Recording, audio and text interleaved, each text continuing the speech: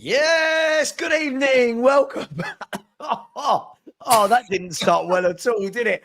Welcome back to Football Heritage TV, the Monopoly channel. If you pass go, collect £200 and don't share it with any other YouTubers. I hope you are all well. It is Friday evening. Spurs play in... Oh, God, quickly work this out, Sava. Spurs play in, 12, 15 hours time. Brighton away. My manager, Thomas Frank. Luke's manager has gone. And I know Chris and Blaine definitely won't be backing Luke on this one. How are you all, gentlemen? Is everyone good? Is everyone sober tonight? Is everyone good and sober? Sava, I'll tell you, this afternoon I did two things. I met the Spurs analyst for a coffee. Lovely. And then I cleaned bird shit off a balcony. One of those two things was extremely enjoyable, and the other one less so. So I'll leave it to you guys to speculate. Is Danilist that horrible that you prefer cleaning bird shit? Is that what's gone on? No, it was perfectly good, mate. But before we start, one other thing I wanted to say. You're a fine-looking man at the best of times, Sava, but that shirt you've got on, beautiful, mate. Absolutely beautiful. I should sponsor a Sunday League team. Yes, Chris did get me this shirt. But I did earn it because I won the quiz, right? I did earn it by schooling about 25 other YouTubers on Spurs. What are you trying to hold up, Luke? It's not showing. It disappeared, Luke. It's my sign. I see. Prizes all round. Everyone gets a prize. Everyone. Blaine, how are you doing? Lovely to have you on. Normally you're in the chat. How you doing? Yeah, I'm doing well. It's been a while, Sava. When was I last? Was it your last charity stream, I think? Yeah, I think so. I've got another one on Tuesday, by the way. I'll plug that later. But yeah, I think it was not 24 hours, by the way. I've promised myself that my body's told me don't do 24 hours because it hurts me for about 2 weeks. But yes, it was, Blaine. A charity do. Are you good? Have you managed to sort out going to the game tomorrow? Is that happening? Is it not? No, I'm not there tomorrow. I'm over for Villa and United. That's when I'm next over. But yeah, thanks for that, FA. Thanks for just changing the times again and leaving us poor buggers over in this little island with fucking new flights. Thanks. They don't care. They don't care about you. They don't care about us. Don't worry about it. Of course they don't. But I'm always all good. Well, and Luke, all right? I'm all good, mate. I'm always good. Sure.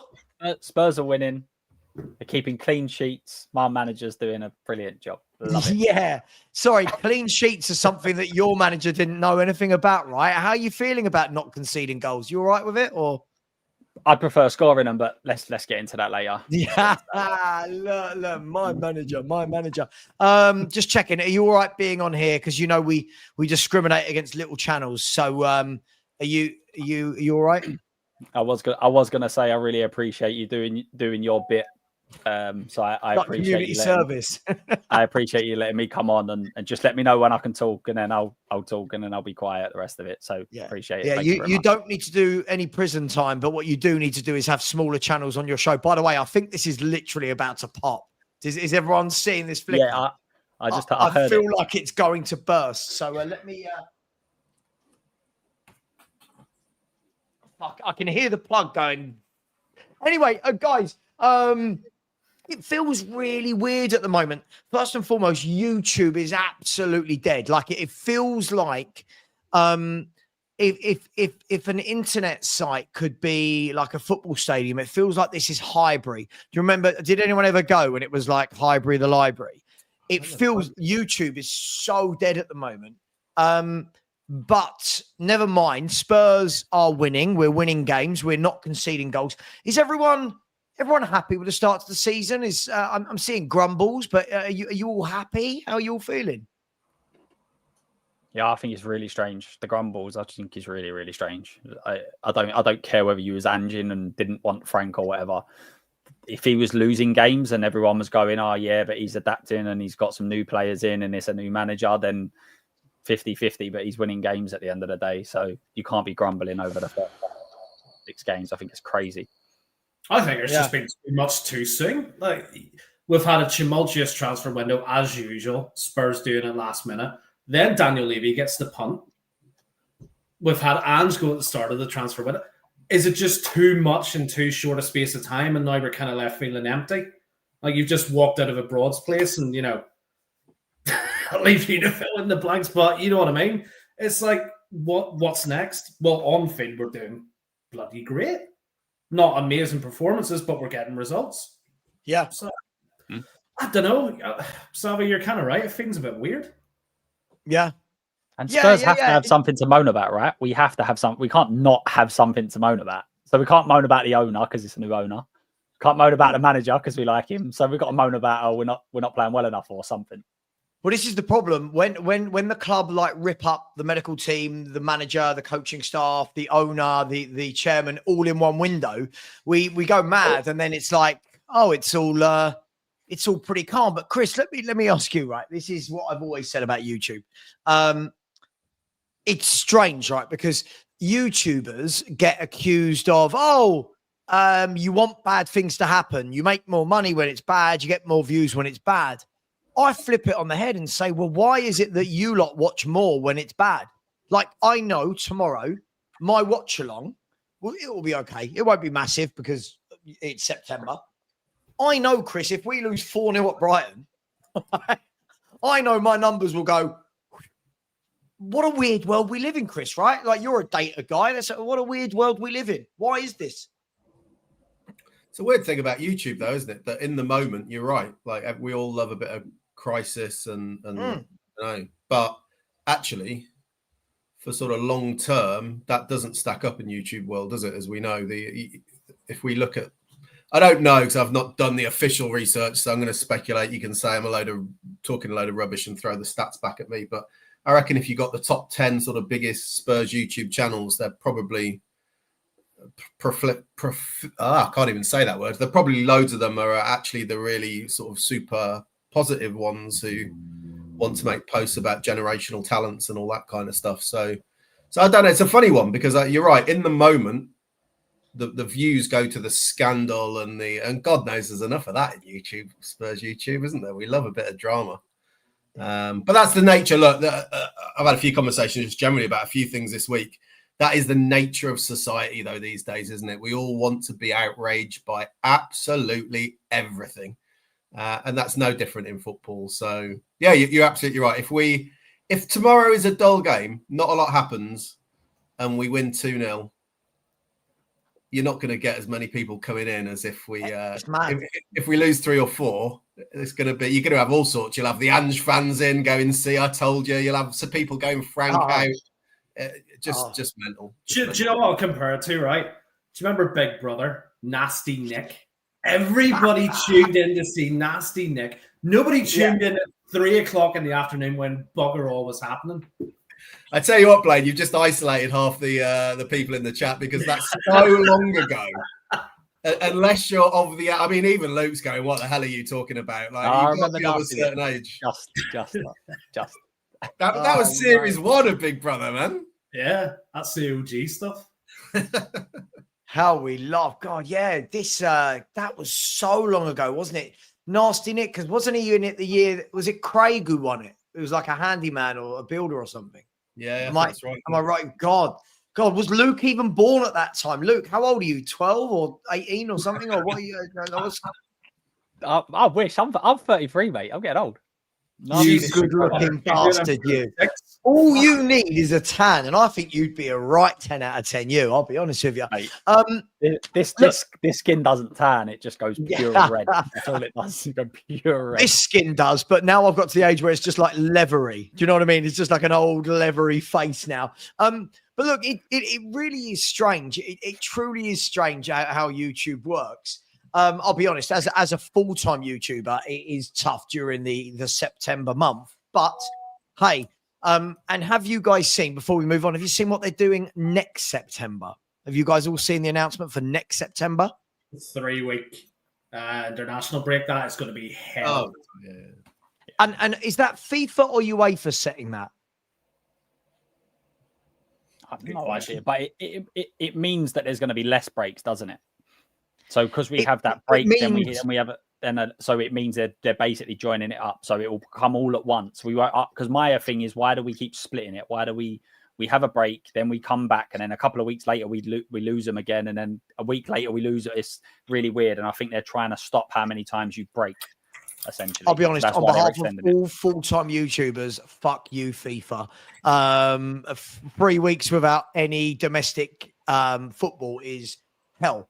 It's literally hell. It's like being self-employed and having no work for 3 weeks. Anyway, guys, let's look forward. We are, let me just double check. We are sitting third in the Premier League. We're third. Some big games going on over this weekend. Tottenham Hotspur are playing Brighton away. Liverpool are playing Everton. They could extend their lead. And then Arsenal, Man City as well. Talking of YouTube frauds, Sean is another one inside. Hi, everybody. How you doing, Sean? You eating Pringles? Good. What flavour Pringles? But it's true what they say. They spray it full of that chemical, don't they? MSG or whatever it's called, in it. They're so addictive. Have you got your mic on? Sorry, it was over here. It was over there. Is that better? I was going to say, yeah, I was just thinking it was my speakers.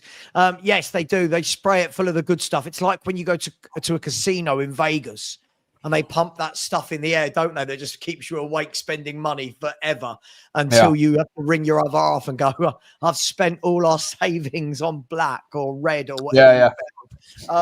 Anyway, let me start with you, Blaine. Brighton away. We don't tend to do too well there. However, we don't concede goals now. We're like the greatest back four in the history of football. Brighton haven't started too well. Are we all set up for it all to come crashing down tomorrow, or do you see us just kicking on and getting another win? I don't know, because as you say, history tells one thing, performances at the minute tell another.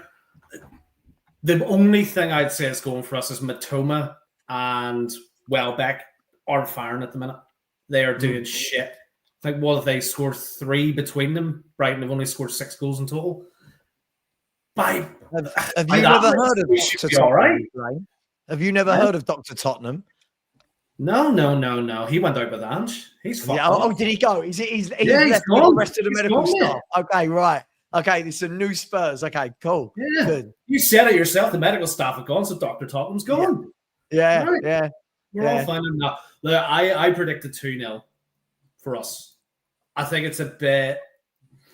I might not like it. I might see a 1-0 in the end, but something tells me we're going to stay solid. And I could see Frank even going 5 at the back tomorrow. Okay. Anyone agree with that? Can anyone see Frank going from the 4 to the back 3, back 5, whichever way you want to call it? Anyone see that happening? I don't think it will, but I think he does need to get Danso some minutes. I think if you're playing with Romero and Van der Ven consistently every game, I think he'll need to get some minutes, but maybe that will come against Doncaster. But if one of them drop out and then Danso's coming in after not starting a game for 5, 6, 7 weeks, whatever it would have been, then I think that could be a bit of an issue. But it's going to be interesting. I think we're going to have this every game with Frank. You don't know. There's going to be different tactics, different ways, different like opposition. What they've got strong, he'll be swapping it around. So it wouldn't surprise me if we see like a couple of changes most games, to be honest. Yeah, I mean, look, just before I come to Sean, Chris, this is true, isn't it? Like Thomas Frank does leave us guessing. You know, I think everyone thought we'd literally see the same thing every week, but every game is very different from the one before. Is that a good thing, Chris, or is that a bad thing? It's not a good thing. I mean, I go back to last season when I was driving to matches knowing exactly what I was about to see, Sava, before the game even started. And so that definitely was not a good thing. So, of course, it's a good thing because why is he doing that? He's doing that because inevitably it's a mixture of two things. You're trying to maximize your own strength and exploit the opposition's weaknesses, right? So, which I suppose is a similar thing, but adapting to the opposition is my point. So, absolutely, it's a good thing. My worry I think it's a great test for us, right? By the way, tomorrow, I think it's a real sort of litmus test of where are we up against a good side. I think we need certain players to step up and prove their worth. But we have this debate a lot about Romero. It's exactly the kind of game that Romero needs to step up in. I think Romero and Palhinha, they play well, will play well.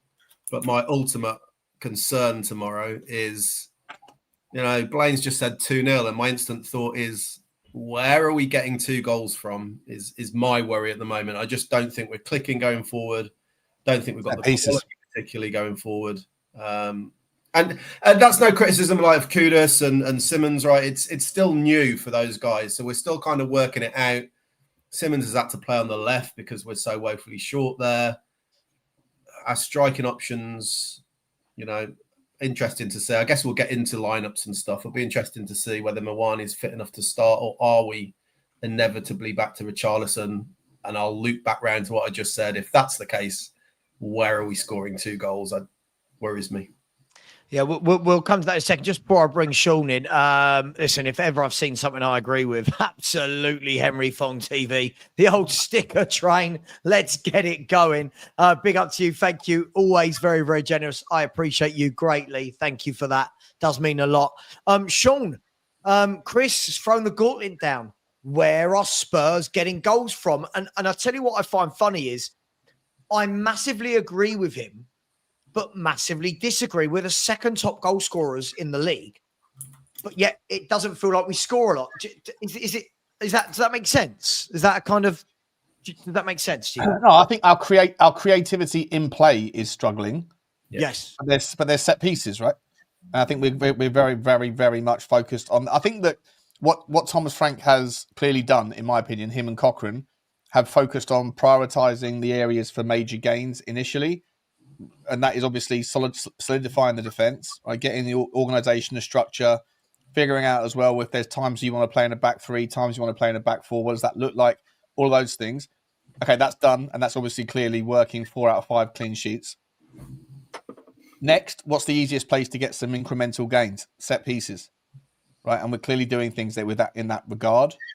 And I think that the final piece of the jigsaw now will be how to work on the offensive side, what we do with the ball. But those things will take time, and are also going to be naturally hindered by the fact that we haven't really, it was easy to fix the back line because there was chemistry already there, right, for the most part. They already understood each other. And so it was just around getting the people that already understood each other's roles to be more organised and more disciplined. But at the top end of the pitch, you've got Kolo Muani, you've got Kudus, you've got Xavi Simmons, all of whom haven't played either any minutes at all or any minutes together, and for the most part, that's going to take time. And so those chemistries, wavelengths, and relationships are going to build over time anyway. But you've got that, plus you've got the added sort of dilemma, the conundrum of we spent most of our time on the training ground figuring out the back line, and so you hope that as we move forward that will click. But it's not going to change by tomorrow.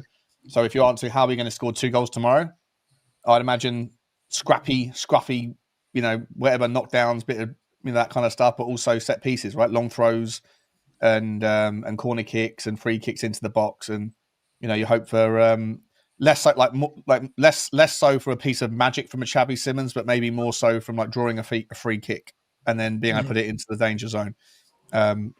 Those sorts of things, That's why Danny was on my show this morning. We were talking about what's the best way to go about the kind of back line, because at some point I think Pedro Porro's played something like 95% of the minutes available for Tottenham since he's been at the club, right? At some point you need to give him a breather, but he is someone that does have a relationship that's already been forged with Kudus. So do you want to disrupt that by putting Jed Spence in? Jed Spence hasn't necessarily figured out a relationship yet with Xavi Simmons. It's only been 2 games, so Rome wasn't built in a day. But at the same time, you'd probably like to see Destiny Udogie, because if Xavi Simmons is going to come inside as much as he does, you need someone who's going to get forward and fill in those spaces that have been deserted by his natural inclination to come central. That's going to be better served by Destiny Udogie than it is Jed Spence, in my opinion. So there's lots of little kind of options, but they all come with a consequence. If you change Jed Spence for Udogie, then obviously you've got a problem there if Minter gets on the ball, because Udogie's better, not as good as Jed Spence. If you put Jed Spence on the right to make room for Udogie, but you also want to have Jed Spence one-on-one defensive against somebody like a Mitoma, then you obviously risk the disruption to the relationship between Porro and Kudus. anything you change tomorrow comes with a pro and a con. Yeah. And maybe the other option is to go to a back three, but that in itself comes with its own complications as well. So, can I ask you all then? I hear this quite a lot, right? Like people, not saying you've said this, Sean, but I see people going, "Oh, I'd use tomorrow to rest so and so and so." 4 games into a season, do Premier League footballers need a rest? Like, are we? Should there be anyone right now? We're going, "Oh, I'm a bit worried about you." It's just a talking point. Anybody? I'm not sure it's a rest. I think it's more making sure they stay fit, because obviously a lot of our players missed a lot of games last year.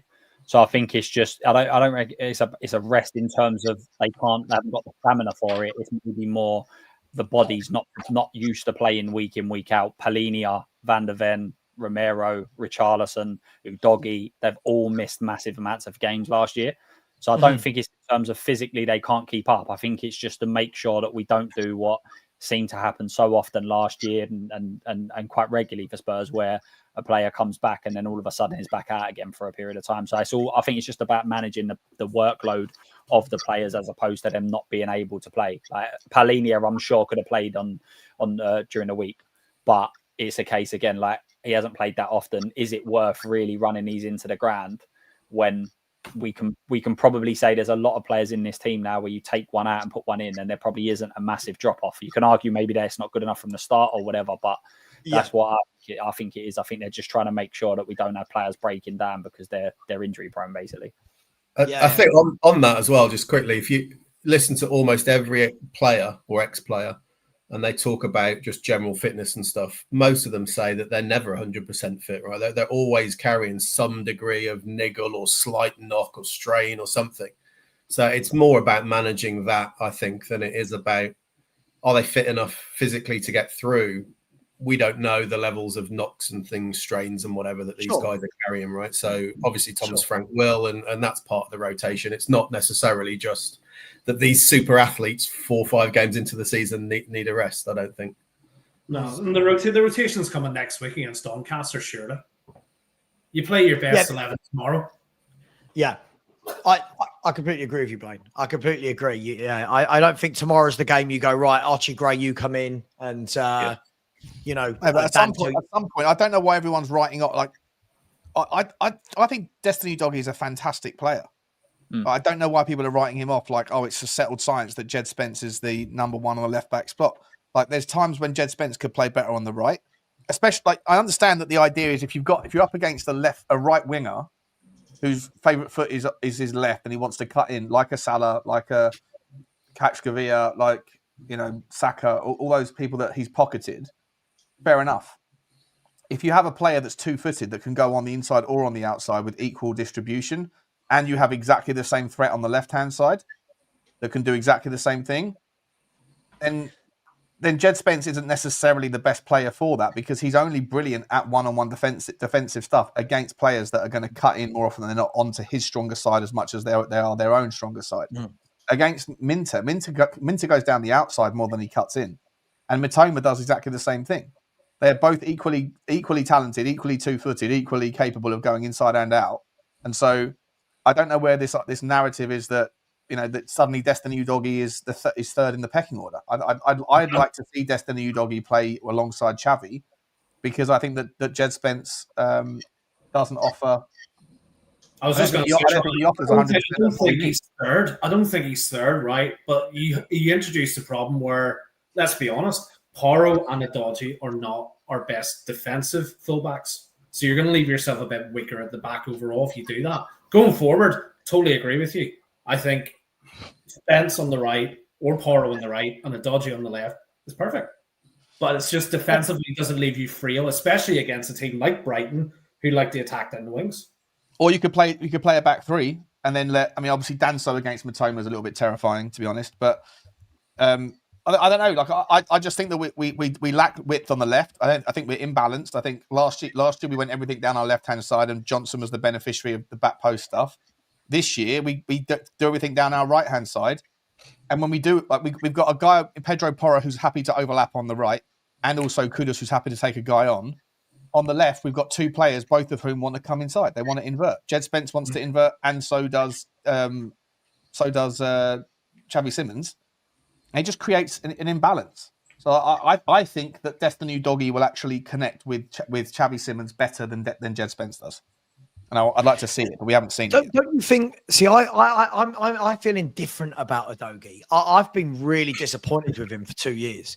Now, this is again. I'm willing to put this down to Luke's manager. By the way, everyone, I'm willing to put this down to how he's been or not being coached in the last 2 years. Because the player I saw at Udinese, whenever I watched them. Yeah, you put that down, Luke. You put that down, all right. If you don't, no more redirecting to your small channel, all right? No more. You can F off with Wolfie and have those happy clappers. Exactly. Yeah, get to Wolfie's channel. Go and watch Wolfie. All my Australian subscribers have left me and gone to Wolfie. But when I watched him play for Udinese, I thought he was superb. Exactly everything Sean just said. He will give us that width. He'll allow Xavi Simmons to cut inside and play inside more. My question mark with Udogie has always been defensively. Now, when we play with the 10 men behind the ball, like we did in a few games last year to win the cup, that's fine. But I'm talking about defensively when a fullback is playing his own game and he's got to mark a player as someone behind him. That's my worry with him. But I hear Sean's point that in this setup at the moment, if Simmons is not going to play centrally, then you've got to have something coming down that left. And unfortunately, Spence is a right footer playing down the left. But we'll get on to the Simmons bit later. Who would the panel play a left back tomorrow? Would you give Udogie a game, considering I think the last two games Spence, for me, since he's come back from international duties, looked very I don't want to say disinterested. That's not fair, but he's just looked a bit switched off for me. He's not been at it. I think he's better when he comes up against a strong, like really strong opposition. I think that's when he kind of it gives him the edge a little bit there, kind of steps up. And he's come off. Has he not come off twice? I've been saying that I think that there'll be a fullback that comes off the pitch every single game this year, because I know Frank come out. Your manager said we've got 4 great fullbacks, but we've essentially got 3. So I think that they'll constantly be rotated in terms of one coming off. Like Udogie's been the one to come on. So, but I think that's part of it with Spence. I think he needs to be challenged. I think he does sometimes think that it's a bit too easy for him. When he laughed at Martinelli, that was absolutely comical. So, and I think he generally thinks that. I think that weren't for like a bit of showmanship. I think he generally thinks that there's some of these wingers that don't have a touch on me. Blaine, who would you play? You can pick one. I'll go for Udogie tomorrow. Okay. I'll tell you for why. It's actually coming back to what Luke's just said. Do you want to see a Romero off the boil and a Spence off the boil tomorrow? Would you run that risk, or would you run the risk of Destiny playing better going forward? Yeah, it's a good point. Real micro-analysis on this. Why is Romero off the boil? Why is he off the boil, Sean? You've seen his inconsistencies in performances. He had an absolute shocker against Bournemouth. And if he sees Brighton as the same level as Bournemouth, he could have a shocker. Not saying he's going to. Oh no, I thought it was something to do with like international duty or something. You're just saying he could have a bad one. Okay, gotcha. Yeah, fair enough. I've seen you doing that, Slava, by the way. Yeah, it's inconsistent. But again, when I say that, though, I get criticised for not liking him. I like him. I just think that we do see this. I think that he's very much, I'll tell you what, everything Luke just said about Spence, I think you can label it Romero. When we played Man City, when we played PSG, when we play those big games, the final, Frankfurt in the semi-final, I think Romero's a monster. When you play the Burnleys, Villarreal, when we play Bournemouth, I feel like he's a little bit in lackadaisical mode, will be my polite way of saying switching off. Can I just ask you guys about Jedley King? Yeah.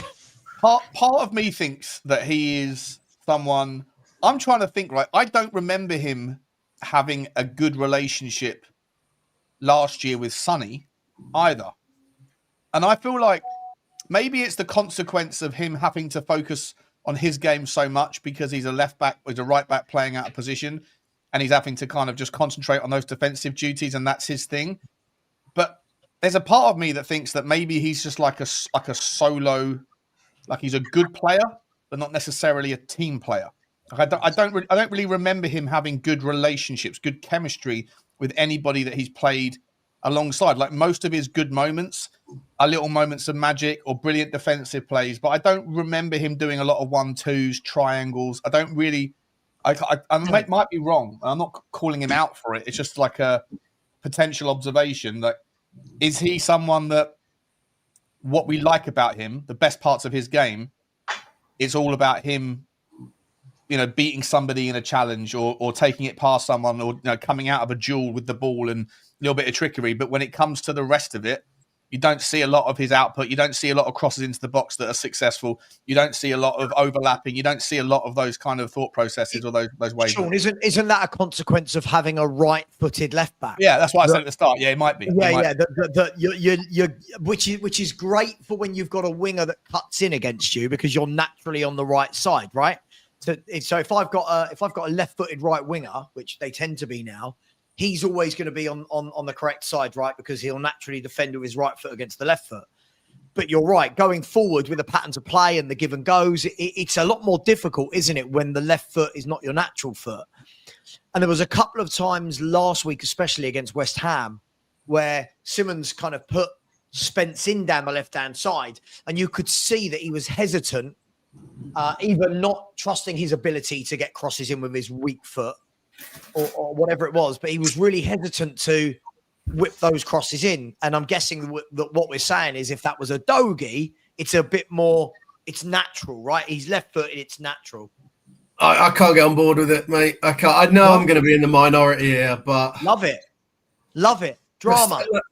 I agree with you in the sense of Udogie's going to naturally overlap and Spence is naturally going to come in field, but I think they're so similar in the last third. I think Spence is all right at driving and progressing with the ball, but both of them, I sit here and listen to the narrative that Udogie's so much better in attack, and like Sean just mentioned about getting successful crosses in, I don't recall Udogie doing it. I think generally, in my view, that when he gets to the final third, he loses the ball more often than not. His passing's poor. I don't think his crossing's very good. So, yeah, he might be a bit further wide, but I think both Spence and Udogie are toss of a coin for me in the final third. Even Spence, I think the attacks break down. Although, I'll take just one more point on that. I will take Sava's qualification of I've only got Udogie and Ange to judge, so I'll happily reevaluate that under Frank.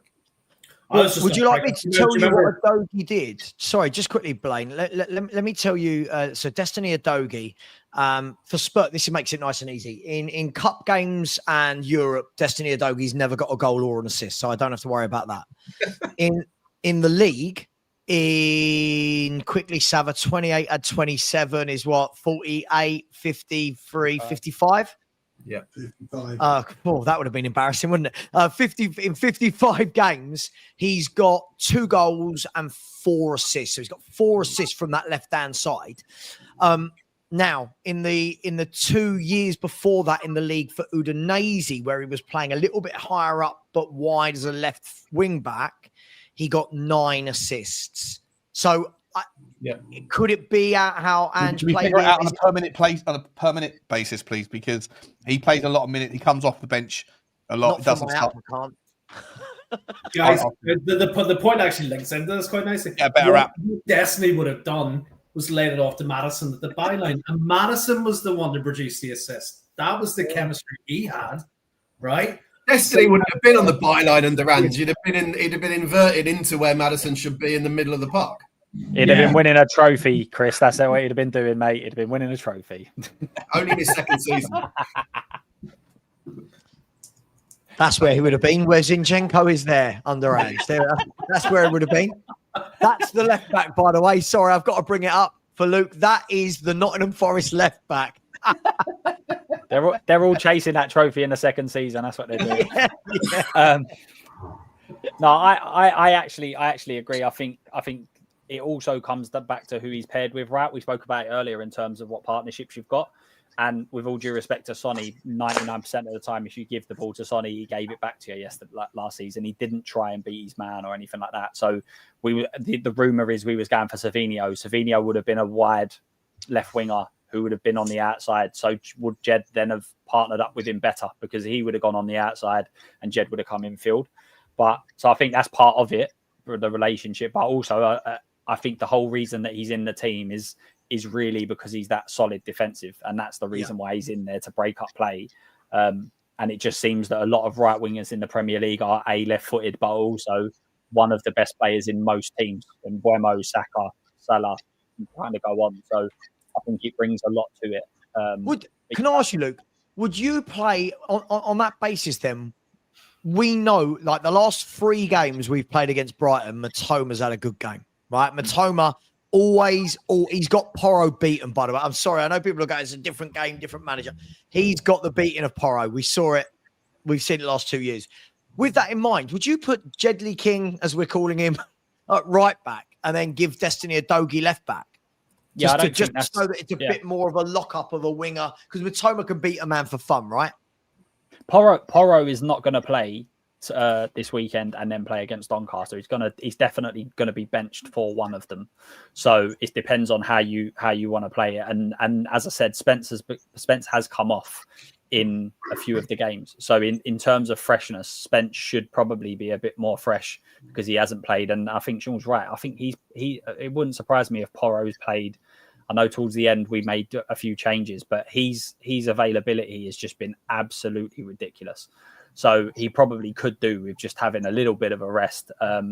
But yeah, I wouldn't be against it. I wouldn't be against them to kind of being swapped out, Porro being dropped, and Udogie coming in. And I do think that if Simmons is going on the left-hand side, then I think that will be a good option. I said that after the last game that we were just coming in field far too much. Yeah. It's an interesting one, guys. I really think it's interesting, and I'm looking forward to seeing how Frank manages that. Right, that's part of being a manager of a team in multiple competitions. You've got to manage those players.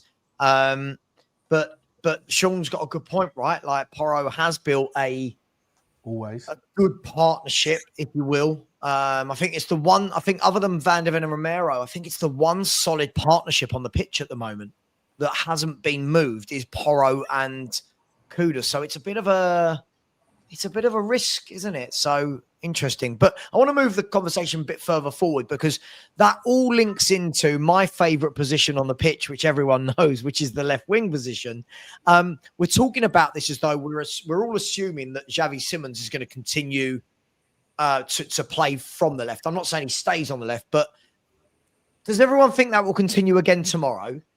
Is everybody here hoping that they see Xavi Simmons in the number 10? What's our feelings on that situation with the left wing and the number 10? Evening all. I'll jump Good in evening. Here. Evening. What do I think? I think I would play Odebear left and Simmons in the 10 tomorrow. Okay. That's what I do. Yeah. I think that's more balanced. It gives the team more balance. I'd definitely play Spence at right back and Udogie at left back tomorrow because again that gives more balance down the left.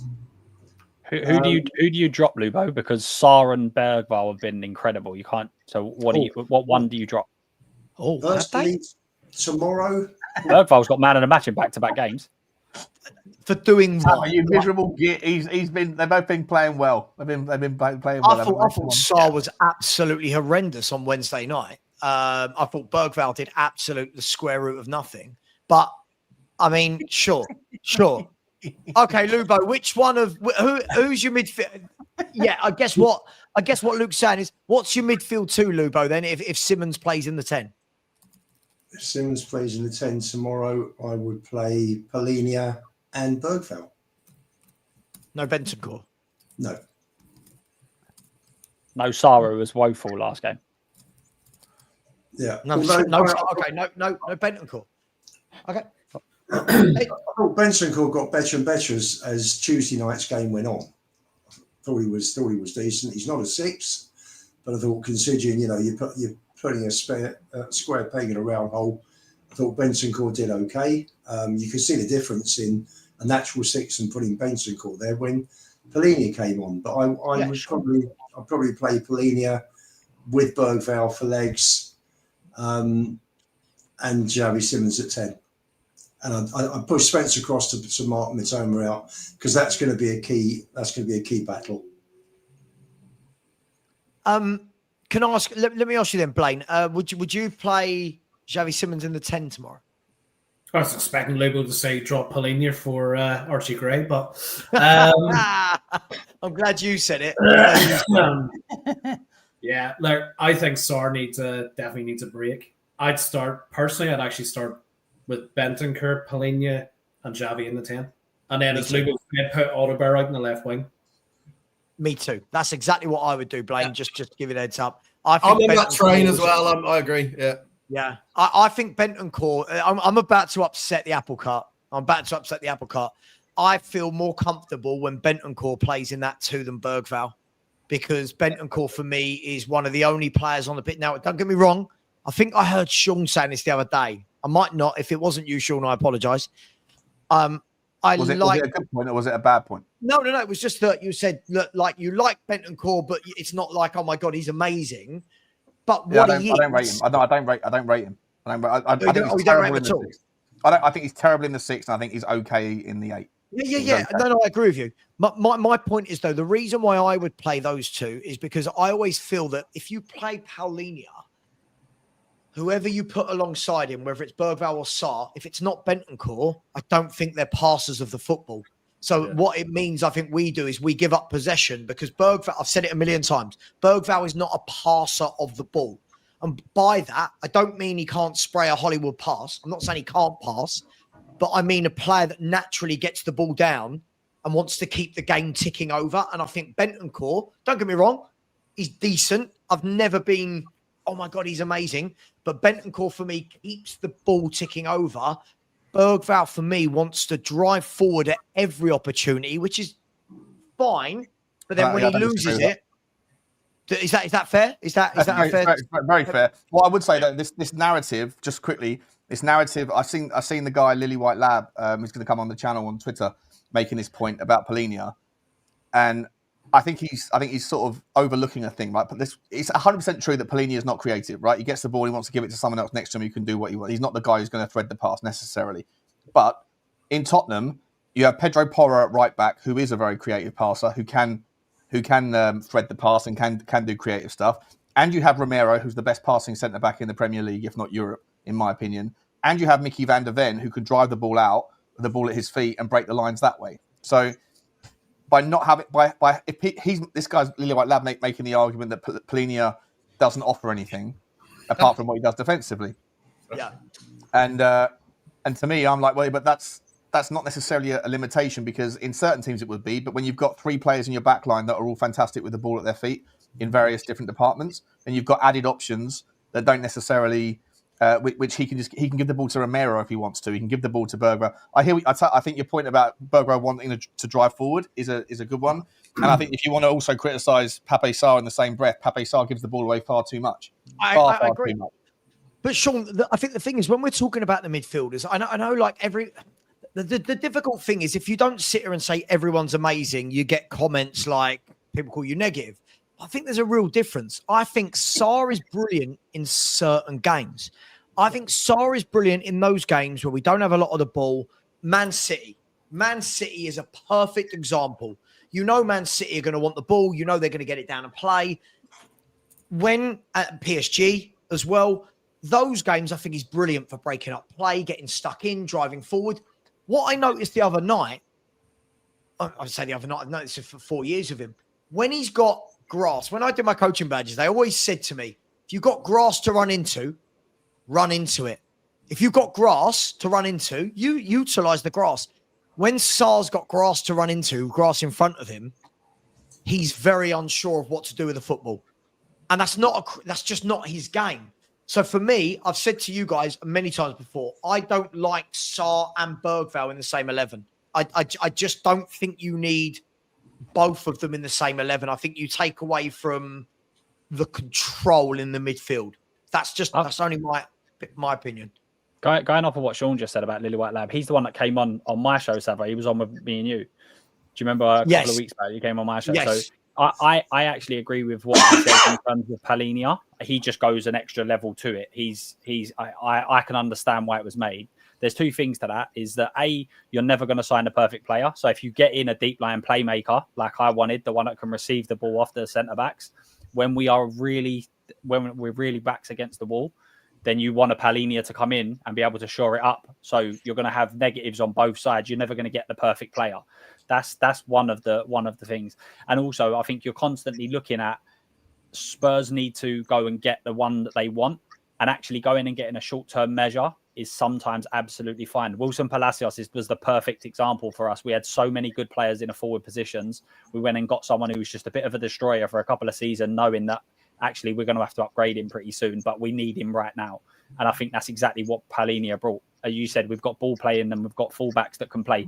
Porro's one of the most, in terms of his on-the-ball prowess, his passing ability is top class. So in a way, is Romero and Porro actually covering up a little bit of Palhinha's inability on the ball? And also, Palhinha is not dreadful on the ball like some act like he is. He's okay on the ball. He's not terrible. He's certainly not someone who's going to start dribbling around players, but I think his passing ability is okay. Well, there you go. Have a look at that. Make what you will of that. That's this season. Bentancur in blue, Bergvall in pink. So when I've got people like Eugene in the chat telling me that he doesn't play progressive passes and Bergvall does, that's absolutely not true. You can actually see there that Bergvall's game is not at all. Forward pass percentage, forward passes and progressive passes. Right, but my point is, Sean, but the point is, you see when people call me negative, everything I just said, Sean, about Bergvall, is it not true? His carrying with the ball is off the charts, but his actual progressive passes and his forward passes are non-existent. What's the difference between a progressive pass and a forward pass? Aren't they two words for the same thing? You know what I mean, right? Either way, it goes to show that, you know, if I want the ball carrying, I want Bergvall. If I want this, and by the way, I don't think Bentancur's amazing at it, but Bentancur forward passes, progressive passes are better than. So basically, they both do the same thing. They basically do the same thing, but Bergvall runs with the ball to someone, and Bentancur passes it to him. That seems to be. And there's Papa Sarr in the green. So I don't actually it forward. No. He doesn't pass it forward very often, but when he does, he gets it there. That's percentages, right? So yeah, so he doesn't pass it a lot. You're on 100. You're in the 100. He's probably 90th percentile for the forward pass percentage accuracy. And there's my man Yao Palhinha. I mean, look, I'll tell you what. If ever you want to know why Palhinha, this is where I listen. I like that Lily White lab guy that came on. I thought it was a good conversation I had with him. Mm-hmm. But I've seen his video where he's talking about there are certain games. He was saying like, "Oh, a game like today, you don't need Palhinha." I'm sorry, but when I look at possession one, Jules one, I mean, he's got to play for me. It depends. It depends on the partner, right? It's again what we've all been saying about. It depends on the partner. Like for instance, you're talking about playing Xavi as the forward man. He might not want to get back as much. So then Palhinha and Bentancur work perfectly in that. Do you know what I mean? So I think it's always about what partner you're playing in with. If you're playing Palhinha with a very forward-thinking midfielder, then that outweighs between the two of them. There's a balance there. Do you know what I mean? I don't even look at it like I don't worry too much as a starting point tomorrow about going forward and attacking. I think when you go into a difficult place to play, my first thought is establish some control. So I want a midfielder in there who's going to potentially win the ball, and then our best option for keeping it and not giving it away with passing. Like if we're going to play Bergvall, yeah, I see him as a driver, but I see that as a more important characteristic when we're potentially dominating a game. If we're going there, I don't want to invite them on by potentially having weaknesses in midfield where we're continually giving them the ball back. I want to win the ball and keep it for a bit and establish some level of control in the game, deny them getting on top of us.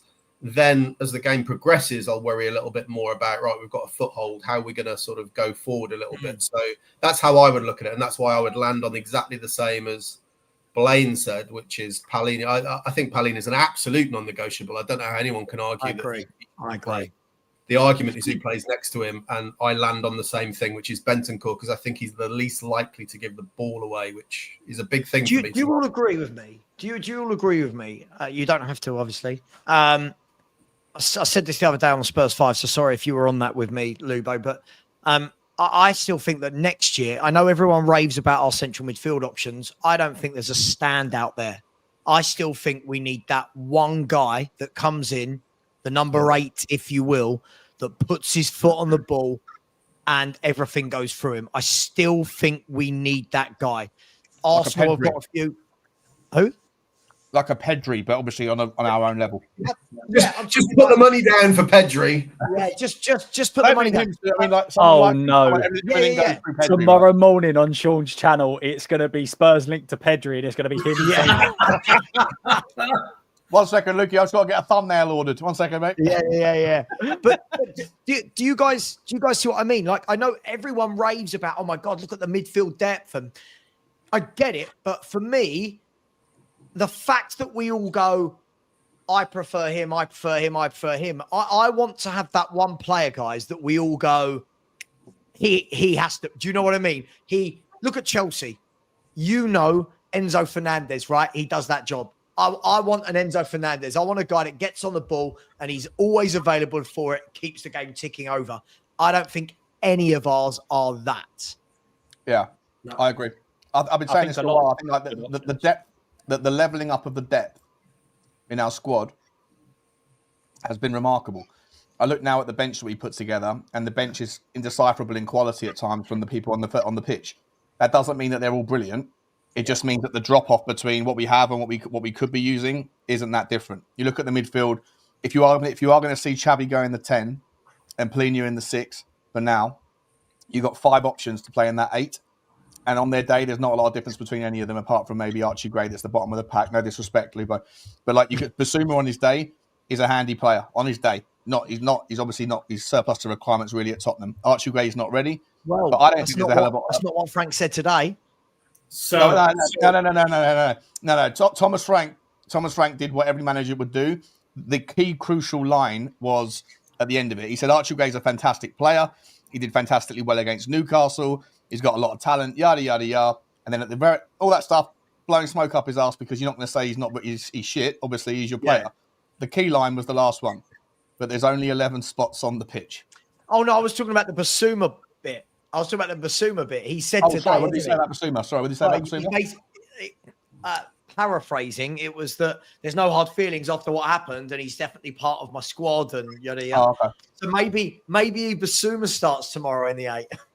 On his day, Basuma is when he's fired up and up for it. Basuma was crucial in the final few games of last season in Europa League. And Pape Sarr and Bergvall and Bentancur, I think you all make a very good pitch for Bentancur, and you're probably right that he probably is at the moment the better of the 3. But I don't really mind. There's not a lot of choice between the 3. I rate Pape Sarr, I rate Bergvall, and I rate Bentancur all around the same sort of level. They're all slightly good at different things, but there's not a huge difference in all 3 of them. I'm not happier if one of them's playing than the other, if I'm entirely honest. Are we not excited, though, how good Bergvall could be this time next year? Yeah. I want to see what he is. Yeah. Box to box, yeah. I was going to say, guys, what about the guy that's due to come back in a couple of months? Could you slot Cooley into the 8? Options. And that gives you what you want, the box to box and the range of passing in that final third. But you're going to have a Pellegrini type next to him. Correct. You're not going to be able to go into that and play a Sarr there or a Bergvall there. He's going to have to play with a proper 6 who's going to I don't think you'd do that at a game like tomorrow away at Brighton. No. Not for me. Maybe in a home game against the Burnley or something.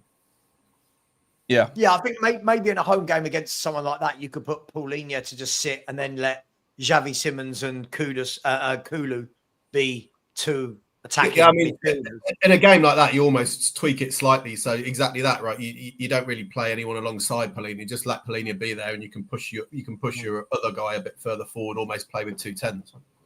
But that's why Frank can work perfectly, can't it? Because he's got so many midfield options that all offer something different. So as you said earlier, Sava, about Sarr is almost not a perfect, but he's a great option as a central midfielder, maybe even as a 10 in their massive games where he's got lung bursting runs, he covers the ground, he can intercept.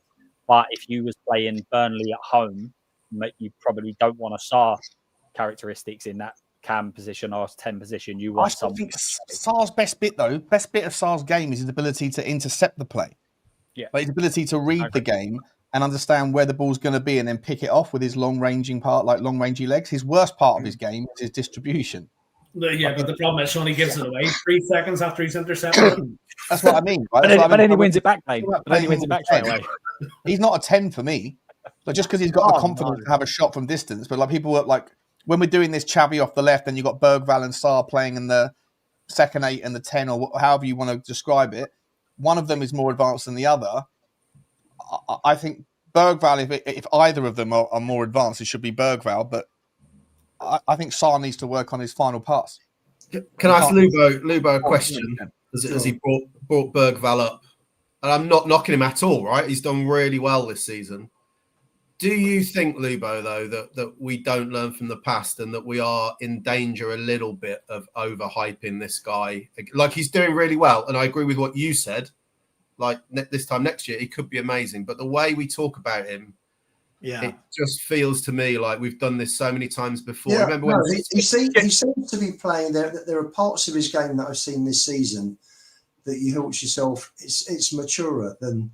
He's getting there. He's developing. I just think we make out that right now he's one of the best midfielders in the league, and I think it's a kid. Just let him, give him some space. Absolutely, Chris. I think Bergvall and Frank mirror each other. They're both literally starting on, and it's going to be interesting to see. They're both going to improve as the season goes on. My personal feeling for tomorrow's team is that I think it'll be very similar to the side he played at City. I think he'll play Pellegrini and Bentancur. I think he'll play Sarr as the 10. I think he'll keep Simmons on the 11. The one change I would make, interestingly enough, and this is thinking outside the box, and he is our most clinical finisher, I will play Johnson instead of Richie. Because I think if a ball comes in, I think personally, Richie's good. Richie's good taking balls first time. If he's got too much time on his hands, forget it. But John, no. You look at the goals. Look at the goals he got against Burnley. First time ball, bang. The overhead kick was spectacular. But I think with Johnson, Johnson is more clinical. Is a more clinical finisher than Richarlison. And I personally have him I try him as a centre forward. I wouldn't change. Can I ask you a question, though, Lubo? Can I ask you a question? My worry with this, I've always said this about Brennan Johnson, is we always talk about him being a clinical finisher, but to play in the number 9 role up front on your own, that's the least amount you do. And what I mean by that is the number of chances you get as a number 9 in a Premier League game is going to be few and far between. What you're actually asked to do as a number 9 is run the channels, hold the ball up, go up against the 2 centre halves, go up in the air against them, pull them out of play. Brennan Johnson's crap at all of that. So isn't the problem that in that formation you've just said, you've got no number 10 who can slide a ball through to Brennan Johnson? There's no target man for anyone to hit because Brennan Johnson's about as weak as my puppy, right? He's got no first touch and ability to shift the ball out of his feet, any skill. He can't pass. Surely every time it goes up to him, it's just going to literally bounce back to us, isn't it? Well, I play it slightly differently because I was watching highlights of the game at Man City earlier this evening. And for the first goal, with the flick on when Richie went down the right, Johnson put the burners on to get into the box for Richie's cross for the first goal. I've never seen him sprint like that in 2 years. No, I understand that, but that's so for me, about, I play to his strength, Sav, and I'd be putting balls over. I'd be playing Johnson on the shoulder of the last man and putting him in. That's how I would play Brennan Johnson to get the best out of him. You're right. He's not a target man. I just don't think he's quick enough for that. I don't think he's got. I don't think he's quick enough. I subscribe to, I think it's Sean's narrative of Johnson's weakness is his strength, right? Which I'll let Sean explain it in a second. But if you play him in the centre, in the middle, then he can't do that. He can't ghost in unmarked at the back post. But I don't know, Sean, if you want to quickly explain that because it was your.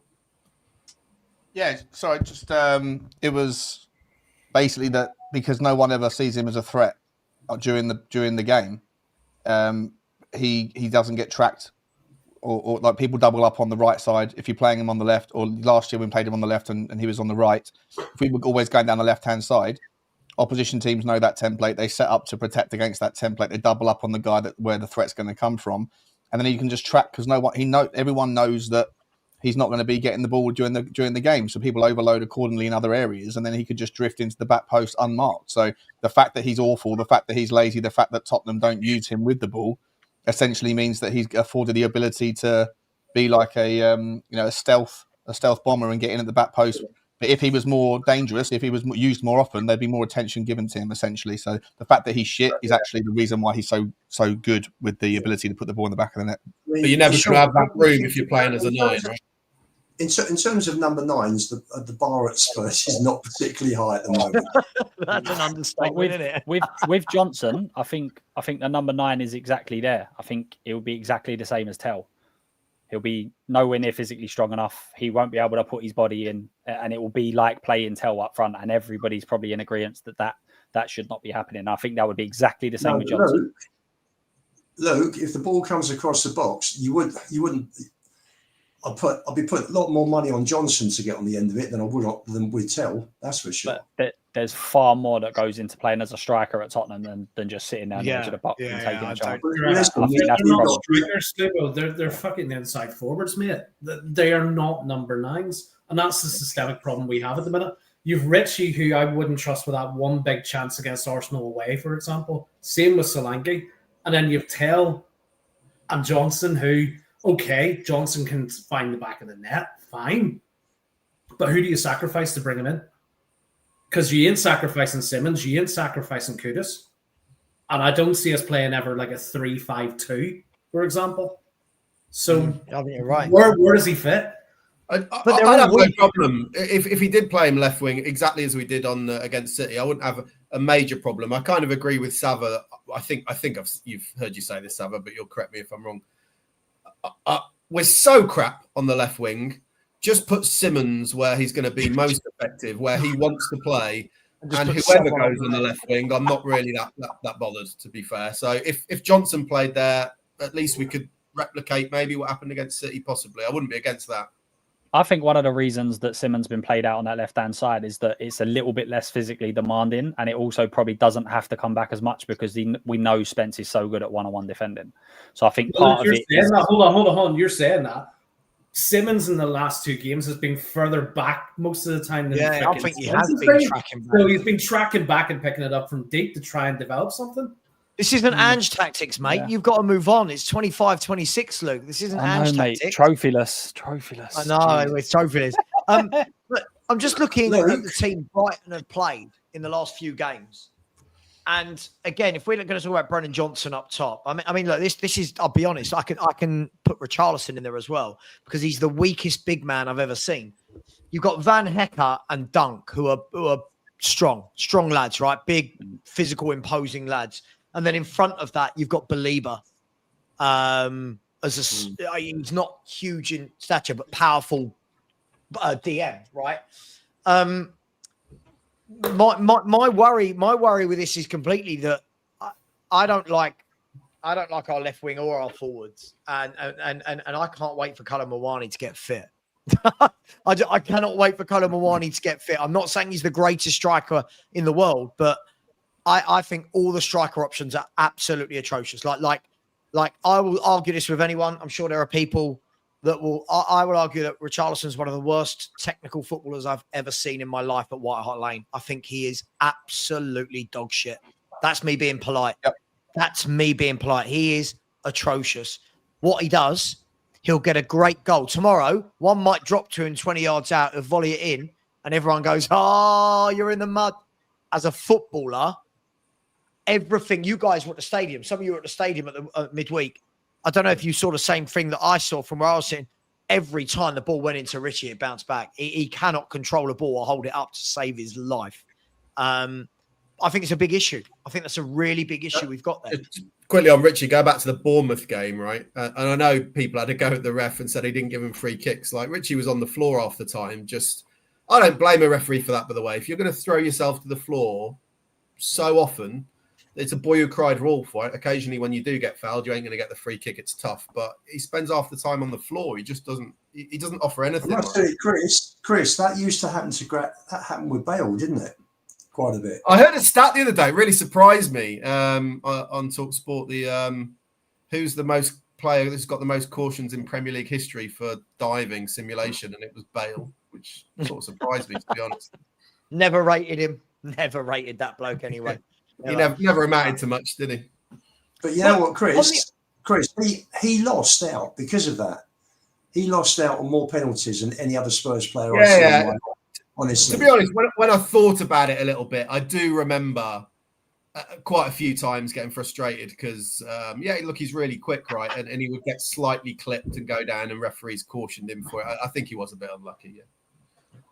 So can I ask then, with that in mind, guys, is everyone of the ilk that they would be happy to see Odegaard being given a run of games? Chris, you got it spot on with what I said. I don't rate any of our left wingers, so I'm in the position where be strong everywhere else and then just have that as your weakness rather than weakening another area of the team. But where's everyone at with Odegaard? Can't do any worse. If you give him sorry, Blake, if you give Odegaard a run and he starts doing well, I think, players like him are confidence players, aren't they? And I think, I don't know. I've never seen him do anything for 3 years, so I'm not sure what that's based on. But yeah, it's because he ain't had confidence for 3 years. That's why. No, but if you saw the videos of him, the video that came out of all his highlights when he was at Burnley, he was taking on players for fun. But we haven't really seen it at Spurs. But he's on a different level to Tell. I'm sure we all agree on that one. I'd like to see Odegaard given a run. Sean, you still in love with Tell? Who's on a different level to Tell? I think Odegaard's on a different level, Sean. Based on what? Based on my opinion on what I've seen from both players. I think it's a different level. It's a different level. One's bottom level, the other's a level above. Yeah. How many levels down are we going here? Well, they're both not ready. They're both young players. They're both about the same sort of standard, in my opinion, at the moment. And we paid about the same amount of money for them, which was too much in both scenarios. But they're not levels in any way, shape, or form, Lubo, in my opinion. Well, listen, I think Odegaard is better value at 25 than Tell is at 39. That's for sure. So in terms of transfer value. But listen, it's you end up paying what market prices are, and unfortunately we probably overpaid on both. But I'd like to see Odegaard given a run on. I rate Odegaard as well, but I think both of them are good players. I think both of them need time. I think both of them need more opportunities than they've got, and I think that both of them, unfortunately, are scapegoated at the moment.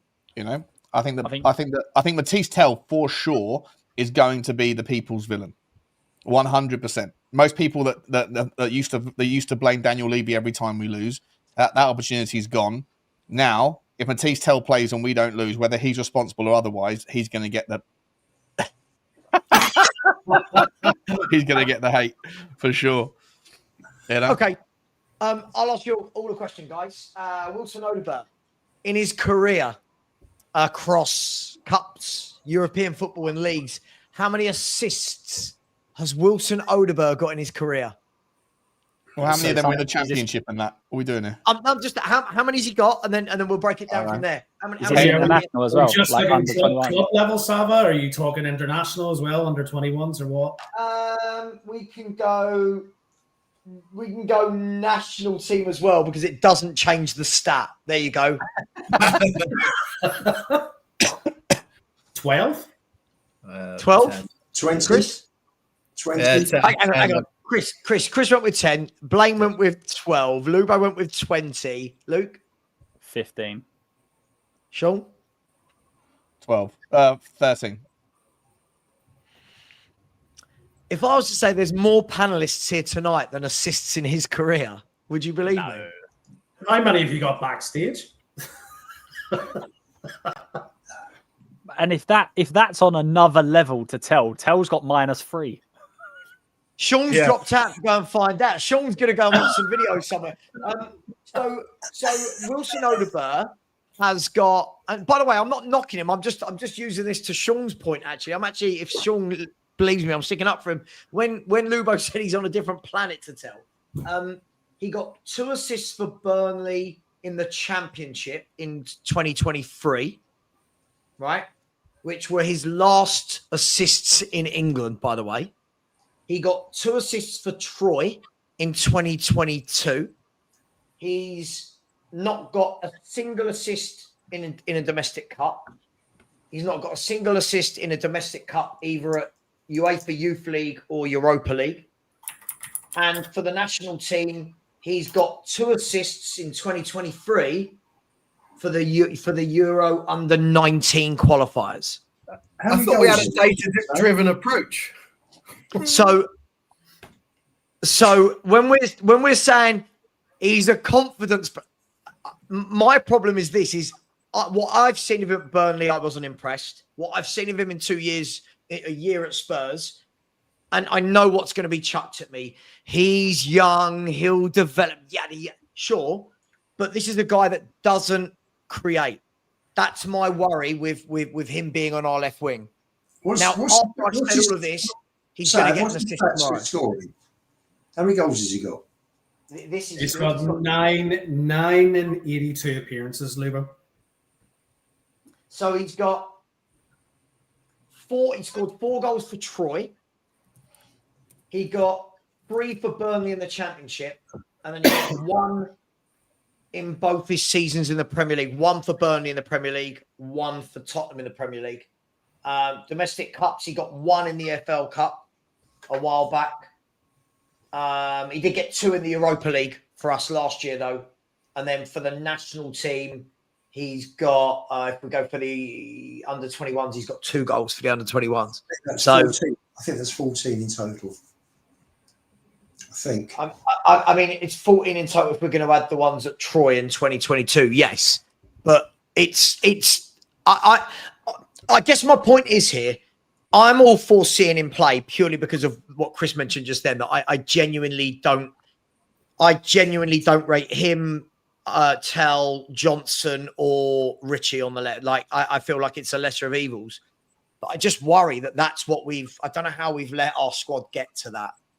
Sorry to be glass half full, as Lubo calls me. I just don't know how that's what we've got to. Well, I think that's been a problem with this whole approach. We've done it all back to front. So what you do is you go and get your experienced pros, and then you go and get all your young players to learn from. And I'm not going to say that all of these players will go on to be elite, but Archie Gray should have been coming in and learning from Palhinha immediately, not learning from Basuma. And then Tell, Odegaard, they should all be learning from an experienced pro that plays left wing that's good, that they can learn from, not learning from essentially. But like we have one with Sonny. So what the fuck have they done for the last 3 years? Yeah, but I think Sonny was a bit. I think Sonny was dropping. I think his levels were dropping. He was dropping, but he was still our top goal scorer, was he not? In the 2 out of the last 3 seasons. So yeah. To Sean's point, and again, if we're going to go by a stats model here, then the stats for Tell versus Odegaard are Tell stats are much on better another level. But I mean, that's purely if you want to go by stats, guys. I'm not saying that's how we only judge players, but I don't know if there's much of a difference between them. I don't know. I feel like Odegaard, for me, shoot me down if you want. I feel like Odegaard looks nicer on the eye, but while delivering the exact same amount as Tell. Is that fair? Would that be harsh, or is that fair? I think he looks nicer, but without delivering anything more. At least he can keep a hold of the ball for more than 3 seconds. That's the level we're talking about. It's like saying, what should you prefer, shit or shite? You know, it's the same thing. Yeah. But on that conversation, then, don't you land on Johnson? Because as minimal as they all do, at least he has some output to push. Is that the conversation we're having to get to? My God. Okay, so we're talking about Adobe overlapping. Just to finish that point off, it's like we're really comparing Dross against that's a little bit better. Yeah, but the one bit of dross crops up at the back post and scores now and then. So at least he does. On the right, He Chris, also- I agree with you, but not off the left. No, he doesn't not- offer as much defense. Well, I suppose he'll kind of come out and said that he thinks it was more of a tactic, but I don't know how much he worked hard defensively. So again, it could be he might work better with Spence, and it comes back to that whole getting a connection and everything else again. I actually thought they worked all right. I mean, we played okay at City, but I remember, this isn't revisionism, I remember saying at the time on the day that, and I was there, so you do get a slightly different picture, that actually I thought Spence and Johnson linked up quite well, but ultimately the output is, it's kind of like, what's the point? But I actually thought they linked up quite well. But Johnson's so lazy, like, he just doesn't track back at all. That's one thing in not defending, but he doesn't provide you with an out ball then. And we saw it again at City when Romero had a volley at him when about the third or fourth time he's looking up for an out ball and Johnson hasn't bothered to get himself back on side. So I don't know. We are picking between. Yeah, there's not really a good option, is there? And even if it was Richarlison and we started with Mawani up front, I just don't care who plays on the left. Yeah, by the way, for some reason, the data MB won't show me Matisse Tell or Odeber. I don't know why. I can't find them on there. This is according to FB Ref. This is Odeber. I don't. Again, it all depends how much weight you like these things. Like, some people love it, some people don't. This is Odeber against attacking midfield and wingers, and this is Matisse Tell. So it's I don't know. Where is he? Matisse Tell. There we go. I mean, I'll be honest, I'm a bit embarrassed that it's come to that, right? Like, I know that sounds harsh, but I'm looking at both going, surely we already had one. I don't know why we had to buy another one in the exact same mold, but we'll see. So the frustrating thing about Tell also is that I've seen clips of him playing for the French under-21s, and you see a different player completely to the player that I see in a white shirt at Spurs. So both of them, something's gone wrong somewhere. You agree, Luke? But both of them to an extent. If you look at Tell and Odebert, they have had some superb games for France. Yeah, are we not did you see factoring in the opposition there though? They're young players. Yeah. But I mean, you look at Odeber and Tell win a Spurs shirt, and they don't look like they're confident in what they're doing. Whereas when they go to that level, they look full of confidence, and it's week upon week. So one week they go from having no confidence to the next week having loads, and it's almost like two completely different players. Did you watch the Euros, the under-21s? Some of it, I didn't watch it all. Bits and bats, just England, really. Did anyone watch France? I watched a couple of the France games because of Odeber and Tell.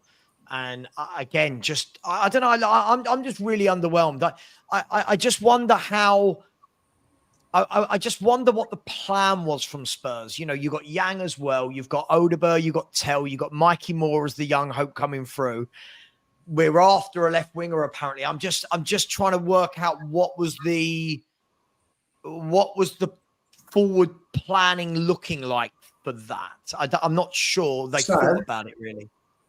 So the only plan last year, going back to the window in 24-25, was for Levy to get the wage bill down, and they focused on young kids instead of replacing the established players that they lost.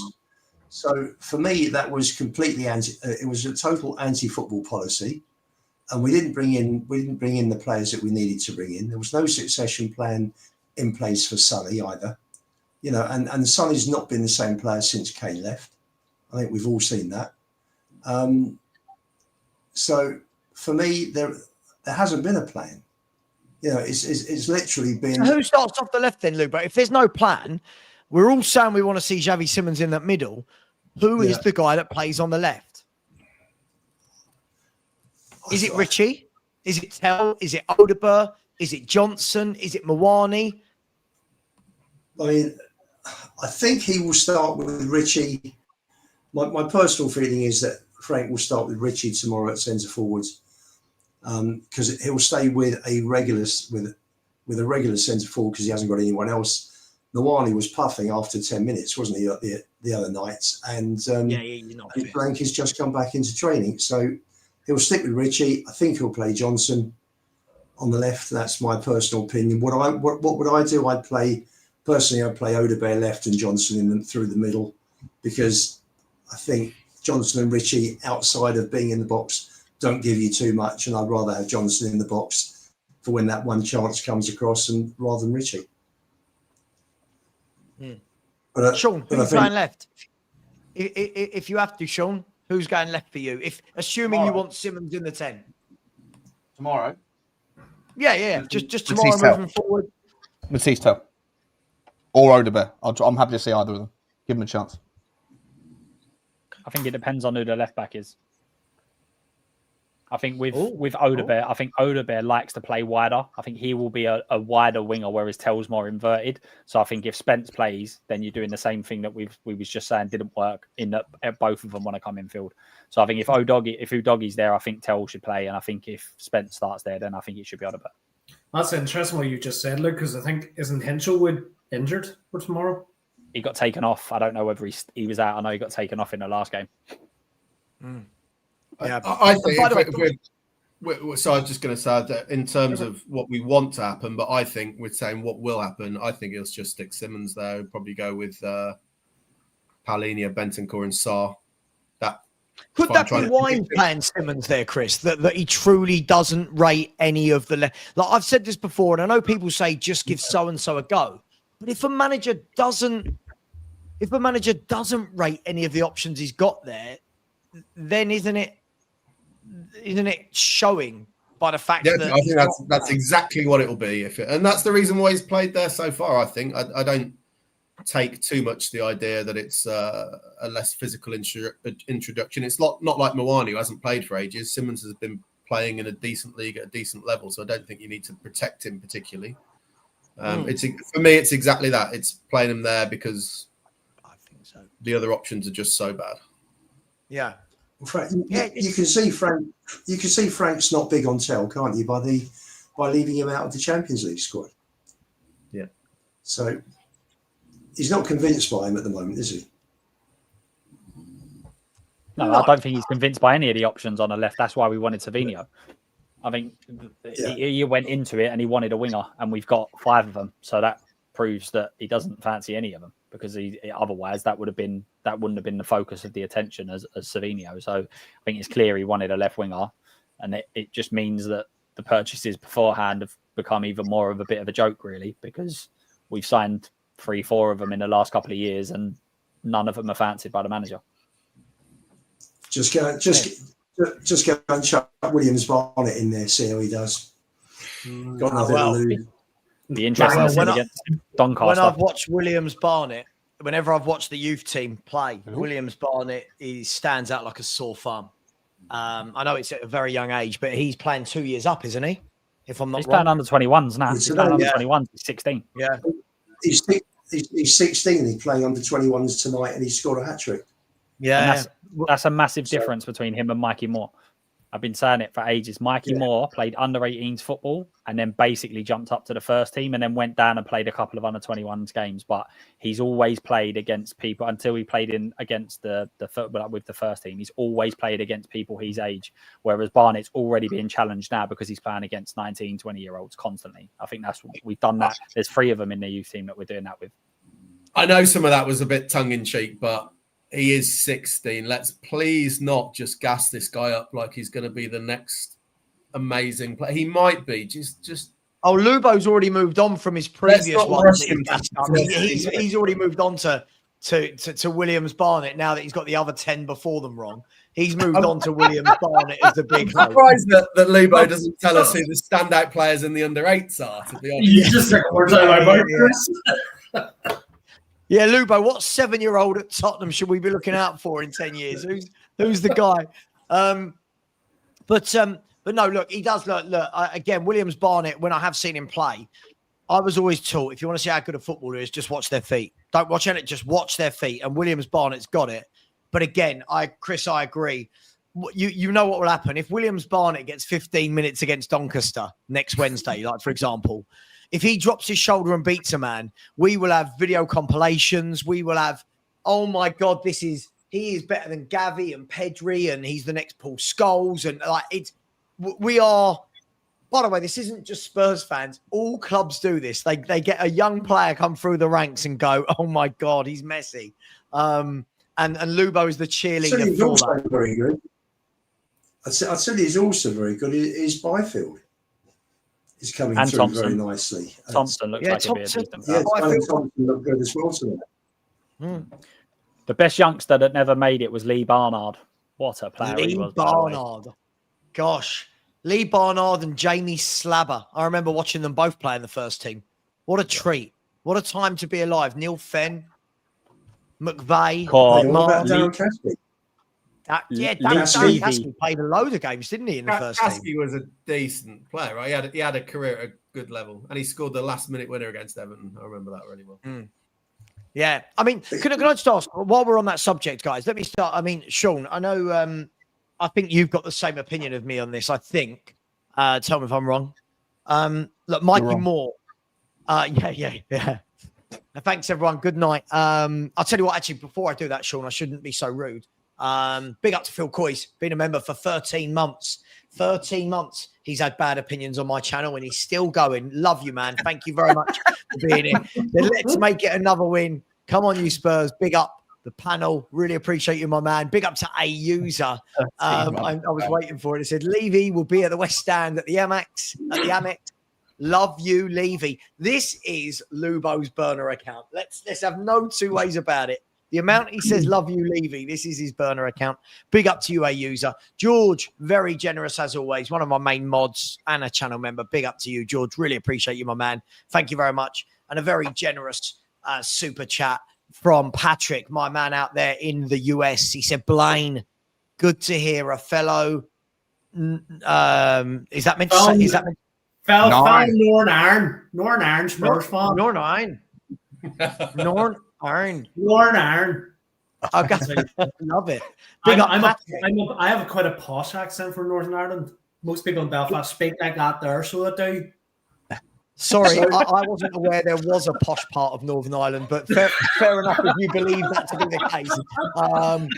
That's like me saying I'm from the posh part of South London. So Blaine, is your favourite player Big Pat? Pat Jennings, love the man. Met him a couple of times on flights coming back. Actually, back from games. Lovely fella. Absolute legend. Yeah. Best keeper. Well, there we go. Brilliant. Big Pat, who's good, but not quite as good as Vicario, according to Lubo. Big up Patrick McCorry. Really appreciate you, my man. Thank you very much. Sean, getting back to what I was saying, and by the way, guys, we've already got we'll end the show by midnight. Don't worry, so everyone can get a nice early night ready for a big game tomorrow. Sean, when we talk about these young players, like the way people are talking about Williams Barnett, and they're talking about this player and that player, isn't Mikey Moore the proof that we've got to be very careful before blowing too much gas? Young lad. Some people, if they had their way, would have him in the squad now. He's gone to Rangers, struggling. I know it's not ideal because Rangers are a mess, but shouldn't he be the example of everyone just taking their foot off the gas a little bit and allowing some young players to actually have some time away to learn rather than claiming they should all be getting loads and loads of minutes in the first team? No, listen, I've got a take that's different to everybody else, or I don't know why it should be different, but I don't think that the youth team is supposed to be generating, 6 or 7 first team players in any particular generation. I think that it should be generating and when I say a generation, I mean like 5 year in a 5-year cycle. If 2 players make it into the first team every 5 years, that's insane. That's so good. Right, I mean, the standard that we're at, the level of team that Tottenham Hotspur, Champions League level, trying to get back into top 4, top 5, whatever. I think if 1 or 2 players makes it into the first team and on the regular, and what I mean by that, I mean like, slightly better than Ollie Skip or Harry Winks level, then I think that think that's a success. And I think if you sell 7 or 8 players every 5 years, like two players a season, something like that, for more than 5 million quid, I think that's a success. I think most of the players that come through Tottenham's under 21s are not going to make it. Not going to make it at our level. Some of them will go off to League 2. Some will go to League 1. And so I think if Tottenham have like 7, like maybe 8, I don't know, let's say 8 or 9 players over a 5-year period, 1 or 2 of them make it into our first team, and the others get sold for 3 or 4 million to keep the money coming in, to pay for itself, to pay for the cycle. That's all you can really expect, I think. How many teams have ever had the Manchester United class of 91 sort of model? They haven't. And most of the teams that think that most of the people are the teams that are considered to have wonderful youth teams, like Manchester City today, they buy most of those players from elsewhere at the age of 16, 17 and put them in. So they're not really through Manchester City's academy. So I just think the expectations from the academy are, from fans around what the academy's there to do, is wildly out of line with what it's actually capable of doing.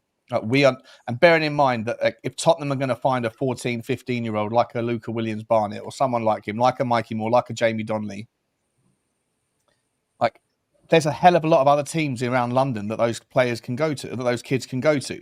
And their parents are not going to want to, like sending them out on loan to Holland or Germany or France or wherever else. Most of those parents, look at young James Flowers' kid.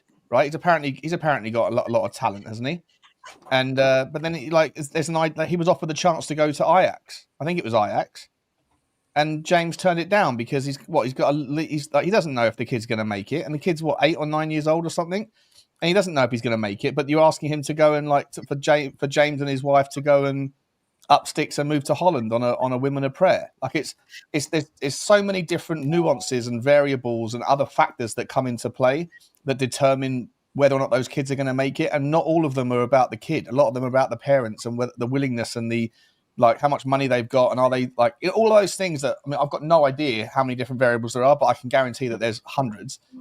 And so I just don't think that Tottenham Hotspur fans should be looking at our youth team and thinking that we should be doing so much more than we are. We should be doing more than we are. We should have developed more than Harry Kane, Ollie Skip and Harry Winks. But if you get 6 or 7 Harry Winks, or like the odd Cameron Carter's Vickers that goes for 5-6 million quid, those things are actually success stories. And a few more of them, and then hopefully 1 or 2 Harry Kanes drop through the net as well. And Tottenham will be, then the youth system's doing everything it should be doing, in my opinion. I fully agree, Sean. I think you only have to look at Liverpool to see how hard it is, and they've had some great kids coming through in the last few years. And you look at the team that beat Chelsea in the League Cup final the year before last. And I think, God, there was something like 6 or 7 academy kids on the pitch when they won it. But how many have actually broken through? Yeah, barely any. That's right. And when you look at it, you had Gerrard and Carragher, and after that you've got Trent. And how many more? Bradley's played a few games, but he didn't fancy Bradley. He bought Frimpong. So it's and then look at Manchester United as a perfect example. The '91 team, right? That was phenomenal. They had 6 people emerge at the same time. Everyone knows that story. More recently, they've got a couple of players that are broken through. Yoro, the guy who plays on the right wing, whose name escapes me right now, and Kobe Mainu. And a couple of them are being cop-blocked by a manager that doesn't want to play them in the system. So even when you do have talents that are breaking through, you still have to be breaking through at the right time for the right manager who sees your value. Kobe Mainu could be one of the greatest players that Man United have ever generated. But half the problem, Sean, half the problem with that is you've got to remember these managers. I think there's this they different... don't care. They don't give a shit about that kid's talent because he won't be there in 2 years' time. But that's the point. Is there's the romanticism from the fans that, oh my God, we want all these kids to come through and they're going to be amazing and homegrown. Managers have such a short shelf life. 1, is their job there to develop the youth, right? 2, are they going to pick some of these young kids over senior pros? Because now you give yourself 2 problems if that happens. 1, you play the kids and you're terrible. Fans, as much as we all go, I'd love to see a couple of youth players tomorrow. If it doesn't work, if Frank did that tomorrow, if Frank played Williams Barnett tomorrow and Mikey Moore, let's say Mikey Moore was still here, right? and we lost, everyone would lose them. All the people asking for them to play, people would lose their mind. Why did he do that? The other problem you've got as a manager is now imagine you're a senior pro, right? And you're watching Mikey Moore and Williams Barnett play in front of you. You are going to the manager's dressing into his office on Monday and going, Gaffer, what's going on? He's 16, he's 17, he's 18. Why is he? So I agree with you, Sean. For me, the more important thing, and the thing that I think we need to get much better at, rather than getting 3 or 4 in the first team at the same time, is we need to be able to do what the Chelseas and the Cities do, so that when we do sell them, we're not selling them for £1 million to Luton Town, that we're selling players. Look at City sell players that have never played in the first team, £30 million. Yeah. We've got to get better at that. And if we're generating 50, 60 million pounds in Belgium, Saba, go and buy a team in the same, go and buy a Charleroi or someone like that, right? They're going to cost you, it's going to cost you £20 million. It will cost you less money than you spent on Matisse Tell to go and buy a team like, hey, how much did Getafe pay? It cost 30 million quid. No, was it? No, 100 million quid for Getafe, right there. So Liverpool bought an entire football club for less money than they spent on Florian Wirtz, who's been terrible in his first opening 5 or 6 games. Espanyol cost something like 70 million. And they're big clubs, but you could go to Belgium and get a small club for like 30 million quid and then set them up like the way that Chelsea have revolutionised MCO ownership. They've revolutionised it with Strasbourg, by the way. It was until recently, for MCOs to be able to generate value, you needed like 4 or 5 to be able to plug in the template, the successes and learnings and all that shit. Chelsea just got, we'll buy Strasbourg and we'll send out a few people. We'll make it like a second home of Chelsea, send out half of the players out there. Obviously, Strasbourg fans probably don't like playing second fiddle and being like the kind of feeder club and developing all Chelsea's kids just for them to leave. But if you can find a club that's going to benefit from it in a small place in Belgium or in Denmark or in Sweden or in somewhere like that, whatever, and make it very homely for Tottenham's kids to go to, give them make the thing about the youth, make it about all that stuff, and that make sure that club is playing the same style of football as your club is playing, all of those types of things, then I think you can find those byproduct benefits. But I certainly don't think that the football clubs these days are set up generally to figure out or to kind of it's not easy because of that the natural sort of the impatience of fans at the first team level and the fact that managers only get 18 months on average. There is a manager in fairly recent Premier League history who played a lot of youth, right? You can tell me who it is. So he gave debuts to 15 youth players at the club he was at. I'll quickly read you 13 of those names. You're not going to say Pochettino, are you, Chris? No. You'll probably get it from the first one, but I'm just going to read out some of these names. So these all were given debuts at a good club in the Premier League. Where are they now? Timothy Fosu-Mensah, Joe Riley, James Weir, Cameron Borthwick-Jackson, Regan Poole, Donald Love, Andreas Pereira, not Mourinho. Pereira, decent player. Tyler Blackett, Reece James, not that Reece James, another Reece James. You talk about Leicester? This is Leicester. Tom Thorpe. No, this is Man United. Saidi Yanko, Paddy McNair, Louis Van Gaal obsessively gave these kids chances. Where are they? Just for a bit of balance. Oh, Garimo Varela as well. Just for a bit of balance, he also gave debuts to Marcus Rashford and Jesse Lingard. But that gives you the kind of probability. Where's Marcus Rashford now? 15. Where is he? Well, he's wouldn't have him. He's some dingy Spanish city. Well, you said it. Yeah. You said it earlier. I can't remember it was one of you that said it, but it's about being the opportunity, right? Rashford was never supposed to play in the game where he scored 2. It was an injury to a striker, so he came in as the last man, and then he came off the bench and scored 2. And then they went, we need to play him again. Then he played the next game, I think, and scored 2 again. And then all of a sudden, his career went from there. So that's all about having a bit of luck. And also about the manager. I completely agree with you on the managers. Most come in and go, I've got 2 years. I don't care about Barnett. I don't care about Mikey Moore.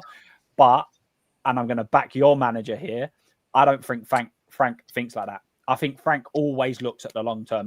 He's clever enough to know there's a short term as well. But I think he always looks at the long term because that's all he's used to. And I think that's the kind of character he is. But there needs to be... Go on. I'll ask you a question. See, the thing is, this is where Lubo and I always disagree. Always disagree, right? So we get annoyed when certain young players are loaned out. We go, oh, why did the club let them go out, blah, blah, blah. Could it be a case that, look, maybe the youngsters are just not as good as the fans think they are? Because I've been saying this 100%. I looked at I think it's 14, if I'm not wrong, 14 or 15 we've loaned out this summer. 13 we've loaned out this summer, right? Yeah. People are going, oh, I'd have kept him. I don't look at a single one of them that's gone on loan, Luke, and go, I'm gutted you've gone on loan. I don't think a single one of them. I have to disagree with you. Vuskovich could have easily stayed. But played in front of who? He needs to play, though. He needs to play. Let me ask Blaine then. Blaine, play, like, sure, but this is the debate I've had with Sean and Lubo before. Let's say Vuskovich stays. You've now got a promising young centre-back that's getting no football. He's literally going to be sitting at Spurs behind Van der Ven, Romero, Danso, Dragonshin's back in training, Ben Davis, Takai. My point was based on where the does idea. He play? My point was based on the idea. I didn't know when I thought Dragosin was out for months. And obviously Kota Takai was also got a chronic injury. But now that those two are basically back in first team training, then obviously now it makes a lot more sense now. To be fair, I thought Dragosin was going to be out until New Year myself as well. Takai, you haven't seen Takai, so how can you even rate him? You can't. You don't know if he's going to be good, bad, indifferent, right? For me, the logic was coming from if you got an injury to Mickey, let's say, right? So you Danso as cover or Davis. Frank has said he doesn't see Davis as a centre back.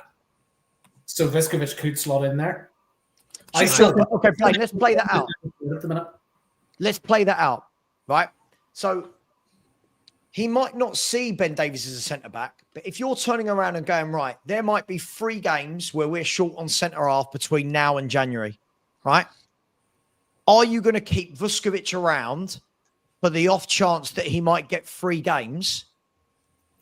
Or are you going to go, right, I'll put Ben Davies in there for a few games and I'll let Vuskovich go out on loan and play regular for minutes? It's always a bloody hard question because would you rather keep him in and around the club to learn experience from Romero or loan him out where he's going to maybe play 15 games between now and January with not as good quality? Sure. So hang on, let me flip that. Let me flip the okay, we could do this all day. Let's go back and forwards. I like this. Right. So now, what about what the player wants? Because are you off, Sean? Much love. Yeah. Cheers, guys. Love you all. See you soon. Yeah, mate. Yeah, mate. Right.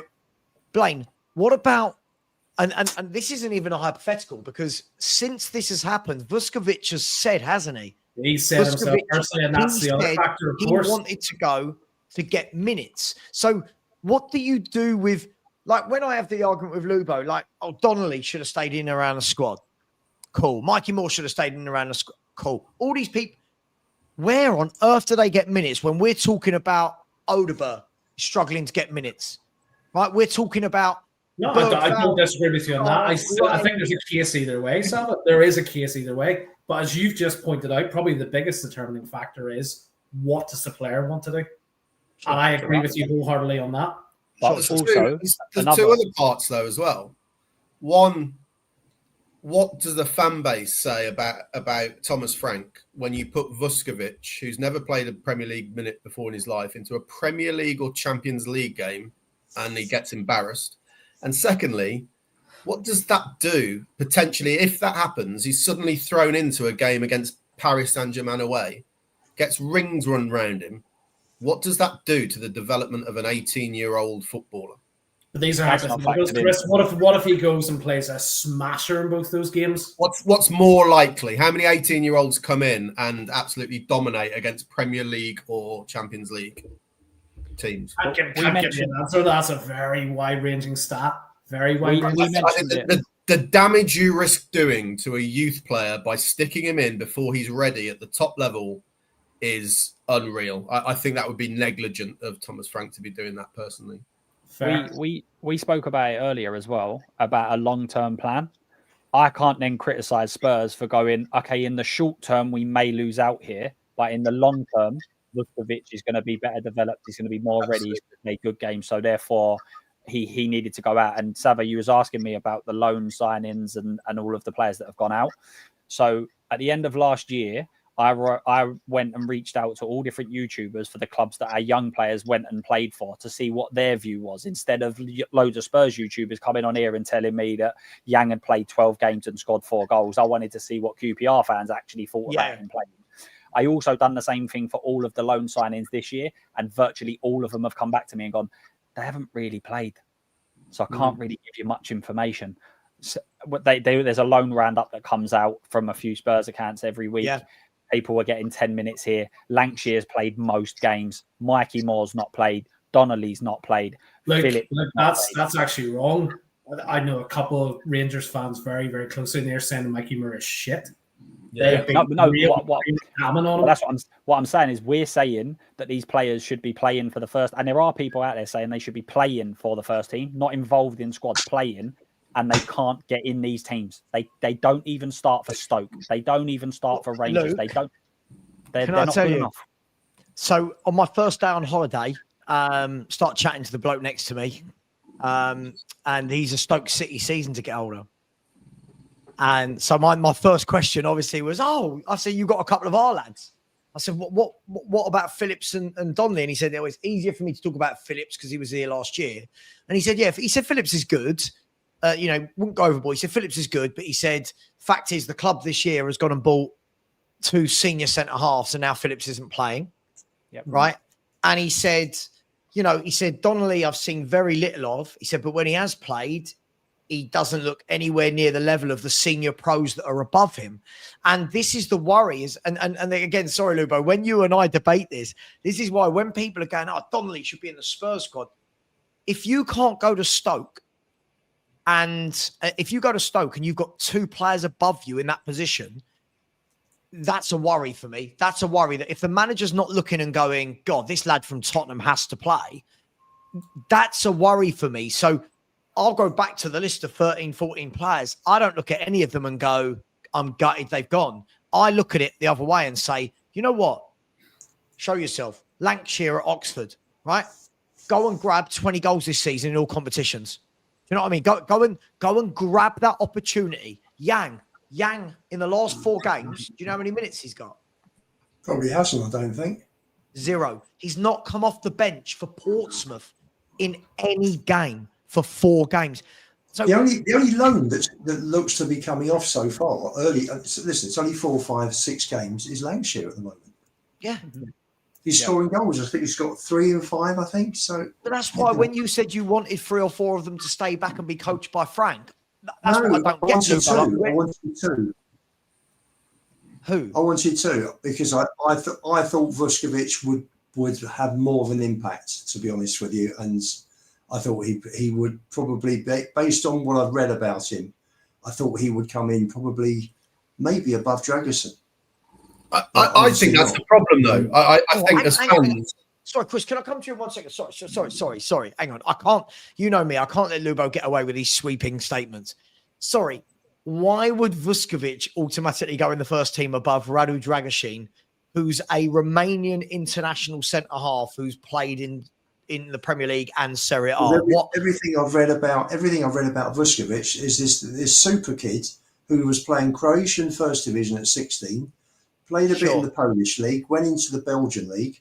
So it's not like he's playing Championship football or League One. No, it is. The leagues he was in was the equivalent of Championship football. And by the way, league's not bad, you know. Right. But you've seen Vuskovic play, right? Like whenever I've watched Vuskovic play, I look and I think what a lot of people get confused at. I'm not saying he won't be the world's greatest centre back. I'll caveat that, right? He could be one day. I look at him and I go, physical specimen for his age, absolutely. Right? Is he a monster in the air? Absolutely. I watch him defending and I'm like, you're not ready. He's not ready. He's not ready. But the worrying thing for me is that as a fan, you would rather start him over Dragusin through what you've read rather than what you've seen. I thought he would come through. From what I've read, this kid, you know, we couldn't wait to get him. He's 18 years old. He's built like a 25-year-old. physically. Yeah, but so you're judging it off what you've everything. read. I was really excited him coming in. I was a bit disappointed he went out on loan. I understand why he's gone out on loan. The kid wants minutes, so you got to give him minutes. And let's see how he gets on at Hamburg. The other one I wanted that was going to be my point, though. I think we massively underestimate the chasm between where these people have been playing. So whether it's Premier League 2, which we won a couple of years ago, and oh my God, they're all amazing, they're going to be in the first team, or the Belgian League, I think we massively underestimate the gap to the Premier League. So for me, like Vuskovic, have a stepped approach. Just close the gap between the Belgian League and the Premier League, which is what we've done. We've sent him to Germany.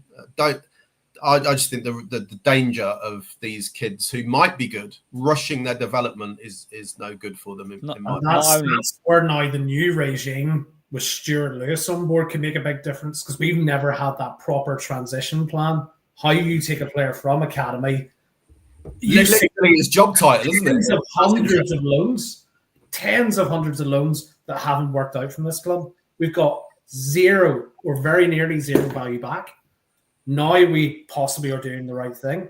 But again, coming back all the way back around to what Luke said, every manager is only planning for 2 years, apart from what I've seen with Frank so far. And that's where I'm hopeful things will improve now. But also, Blaine, a way to develop young players is not what Spurs fans think. I'll just throw them on with dreadful, bring them on, put all the pressure on them. They should be able to score, be able to assist. That's not how you do it. But you look at all the top clubs, when they bring on their young players, they go into settled teams where everyone's got links. They already know what's going and where players are going to be and everything else, and they come into a settled side. And that's why last year young players really shouldn't have been going into that environment. That's a reason why some of the players, and I've just gone up and got the loan thing. Mikey Moore got, so this was last weekend. Mikey Moore got 45. Dorrington played the full game. Donnelly didn't play. Ashley Phillips didn't play. Lancashire played 90 minutes. Devine got 60. Yang didn't play. Ajayi didn't play. Abbott 70 minutes, Tyrese Hall 40 minutes, Valise 40 minutes, and Vuskovic played the full game. So these players are not playing in League One and League Two. So why they should have been anywhere near a first team squad last year. So Luke, doesn't it go to show that whatever we talk about, whether we talk about a pathway, whether we talk about how Spurs are doing it, can we all agree on this fact? If they are that good, they will make it, right? If you are, you've got to be the cream of the crop to come through at this level.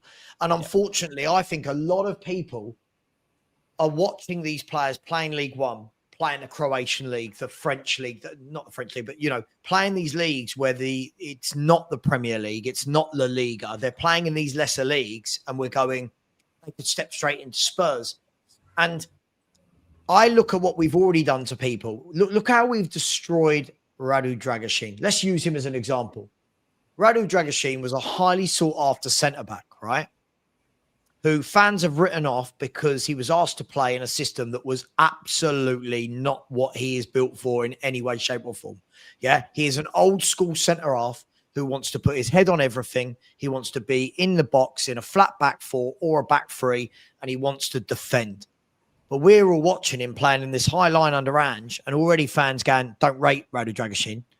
But if you actually watch him, he's a good defender. No, good. I'm not going, oh my God, he's amazing. He's a good defender. Danso, very good defender, right? Ben Davis, even in this system that Frank plays, where we're not wide open, will do a job, right? So then you're saying Vuskovic has got to climb over all of those five centre-backs.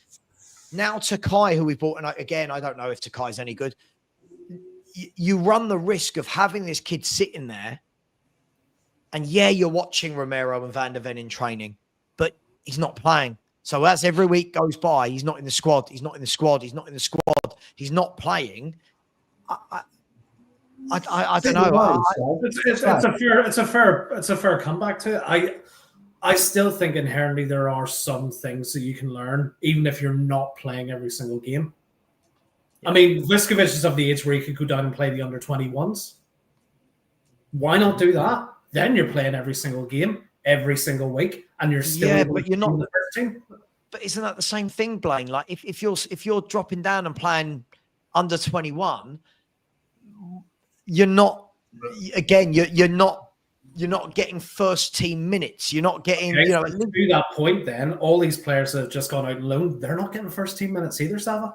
Okay, so now we're getting We've somewhere. managed that poorly. Why? Blaine, this is the point. My point here is, right, if Jamie Donnelly's that good, right, he should be going down to Stoke and Mark Robbins would look at him and go, God, now I see why you're at Spurs. You are much better than the players I've got. Boom, you play. Yang. Everybody. Remember when Spurs signed Yang and all the videos and the huge, oh my God, he's next Sonny, blah, blah, blah. Like, yeah. Yada, yada. Can't get a minute playing at Portsmouth, right? Can't get a minute. Then you look at Abbott and Hall and these people. If they're not playing 90 minutes or at least starting the games, you've got to ask the question of, have we overrated them like we do with every crop of young players that we see every year at Tottenham Hotspur? So you're saying we're sending them either we're overhyping them or we're sending them to a level that's still too high for them. Why not drop them down to League Two? Look at Alfie Devine, mate. Every week. Look at Alfie Devine. He was playing every game. He was like man of the match for Port Vale every game in League One. And then in Christmas, they went, oh, no, I'll tell you what, let go Plymouth. He didn't play for the rest of the season. Yeah. So is that poor from our side as well? It's the levels. We've been terrible like this. Scarlett, look at Dane Scarlett. Dane Scarlett's just there now for a homegrown quota, mate. That's all he's there for. Lancashire was the best example last year. We took him out. He went out on loan, and on the day they signed him. They also signed Adam Armstrong, who had played Premier League football. Who has sat there and gone, yeah, we'll send him there. It makes absolutely no sense. Our loaning last year actually got better, but our loaning throughout for years has been shambolic, to say the least. There's people in the chat saying, well, look, hang on, Arsenal managed to do it with Nwaneri and Skelly. Now, when you look at that, first of all, when I watch Lewis Skelly and Nwaneri, I think they're levels above the young players we've got in terms of physicality and ability. But it's also easier to bring them into a team that is very well drilled, very well settled. But also, look this season. Now Arsenal have got a squad. Right. Now Arsenal have got a squad. Right. Lewis Skelly is no longer guaranteed to start every game at left back. Nwaneri, they've now bought what? Madueke, Eze. They've still got Martinelli, Saka, Trossard. Right. You've got all these people, Odegaard, in front of him. 10 minutes here, 15 minutes there. Now, those are the players that are levels above our youth players, getting 5-10 minutes here or there. How are we expecting our players that aren't as good to be put into a Tottenham team?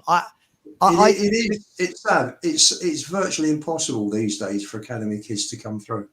Unless they are, boom. That's right. Unless you're Rooney, unless you're Yamal, right. I asked this question the other day, Lubo. If you look through the Premier League right now, right?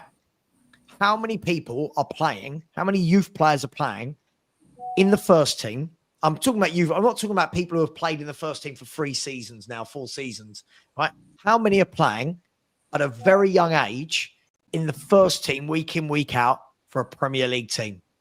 Who can name me anyone? For the club that they come through at. Not being bought. So at the club they've come through at. They could have been bought at 15, 16, but at the club they've been bought through at, Luke. Squad player or regular in the first team? Let's start with regular first team football. So you might say Nico O'Reilly of Man City's playing every game at the moment, right? Oscar Bob.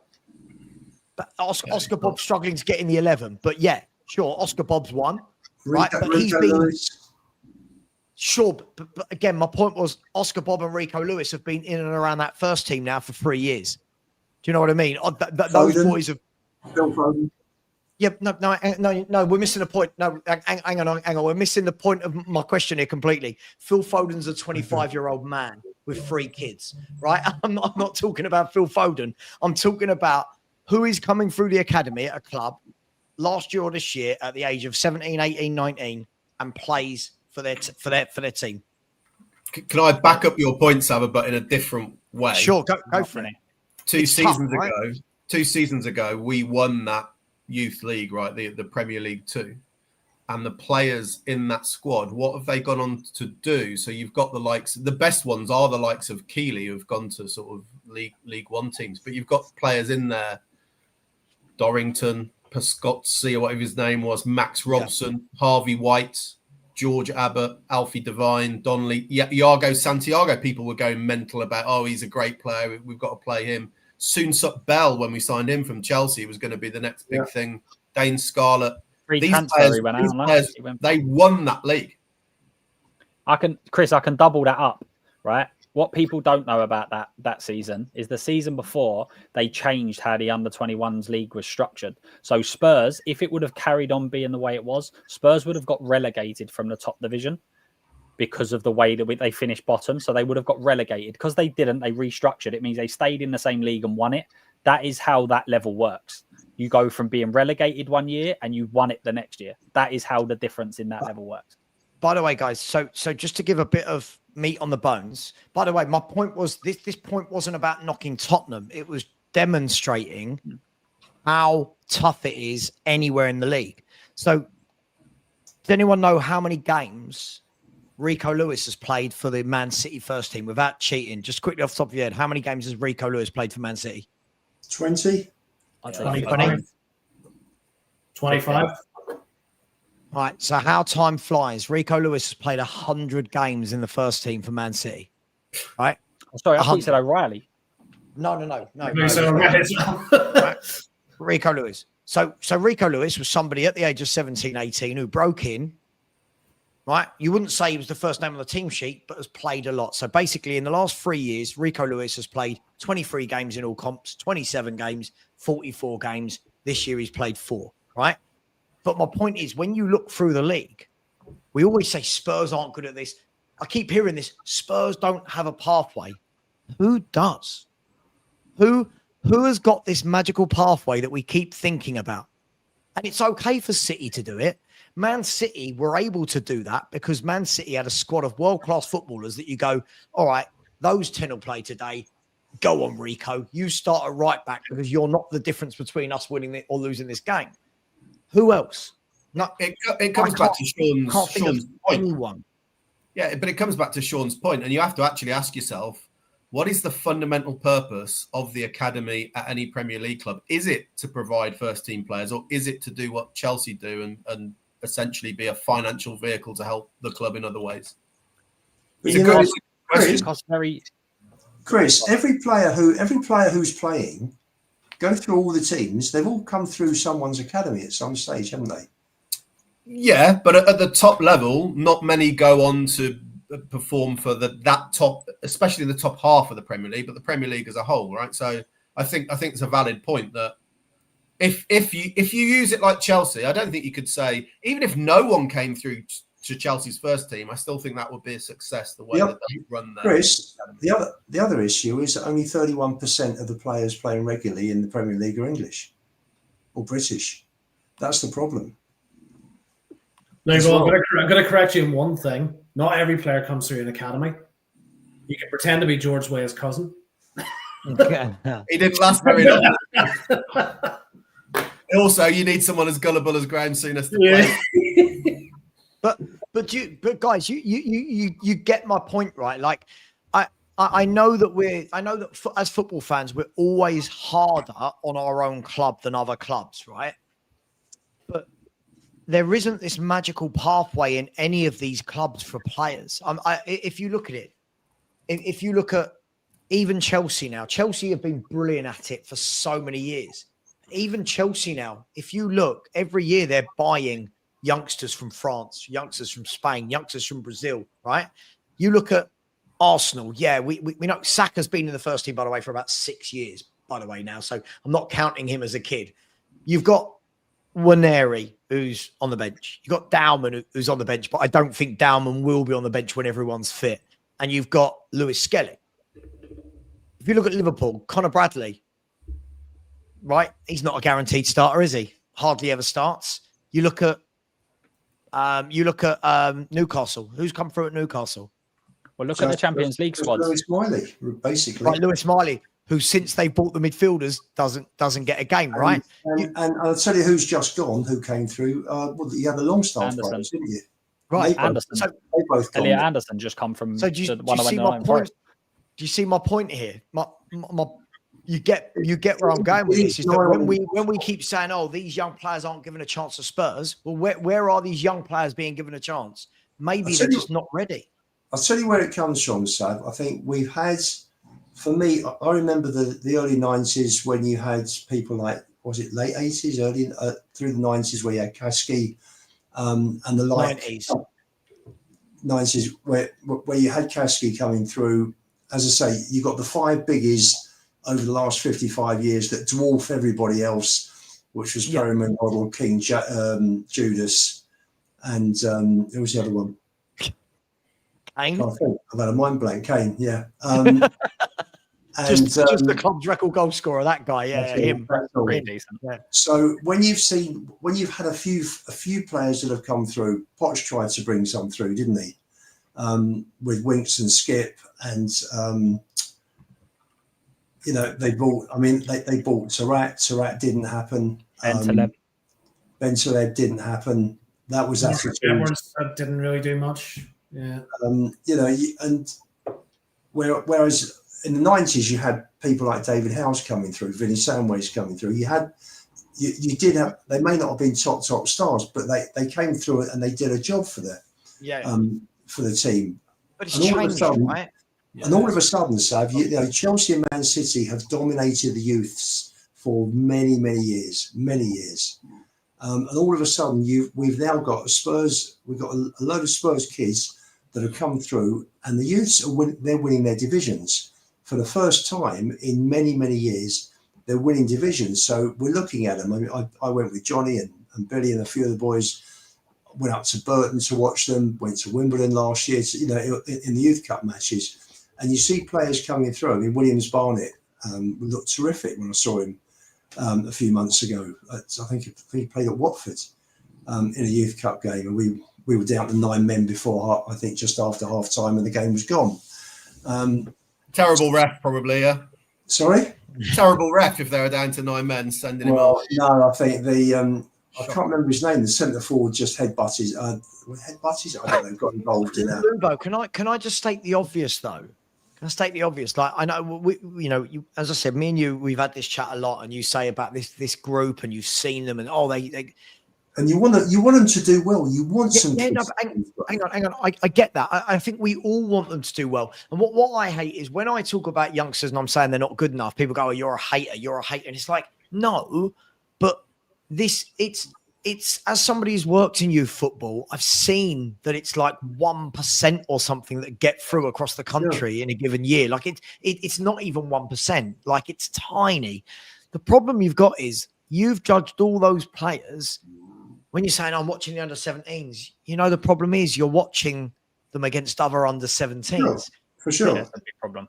And that's the problem, right? Like let's use your boy Jamie Donnelly as an example. I think Jamie Donnelly is neat and tidy, right? When I watch him, I think, clearly I can see you've come through the Tottenham Academy. There's something about you can play. But there's no part of me, and he's nearly 21, right? There's no part of me that watches Jamie Donnelly ever and says, yeah, you're a Premier League footballer. I watch him and go, you're probably at the right level at the top of League One, or it will level out at the Championship. But you're like, he should be in our squad. We should kick. And that's the difference for me is you've got to have that extra something to be in the first team of a club like Tottenham or Arsenal or City or Chelsea in the Premier League, haven't you? Well, one way of working out our difficulty is, Sav, is that no English European team has fielded a full European squad this year. None of them. Hang on, say that again. Sorry, say that again.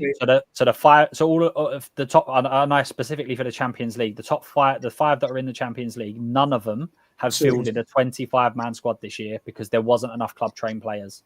I thought City did, but they've got 4 keepers in it. Oh, that's sorry. I was told it was none, but the point stands is that every club is struggling with it, right? I agree. It drives me mad, the conversation we keep having leading up to the squad announcement, like, oh my god, the one that is brilliant. I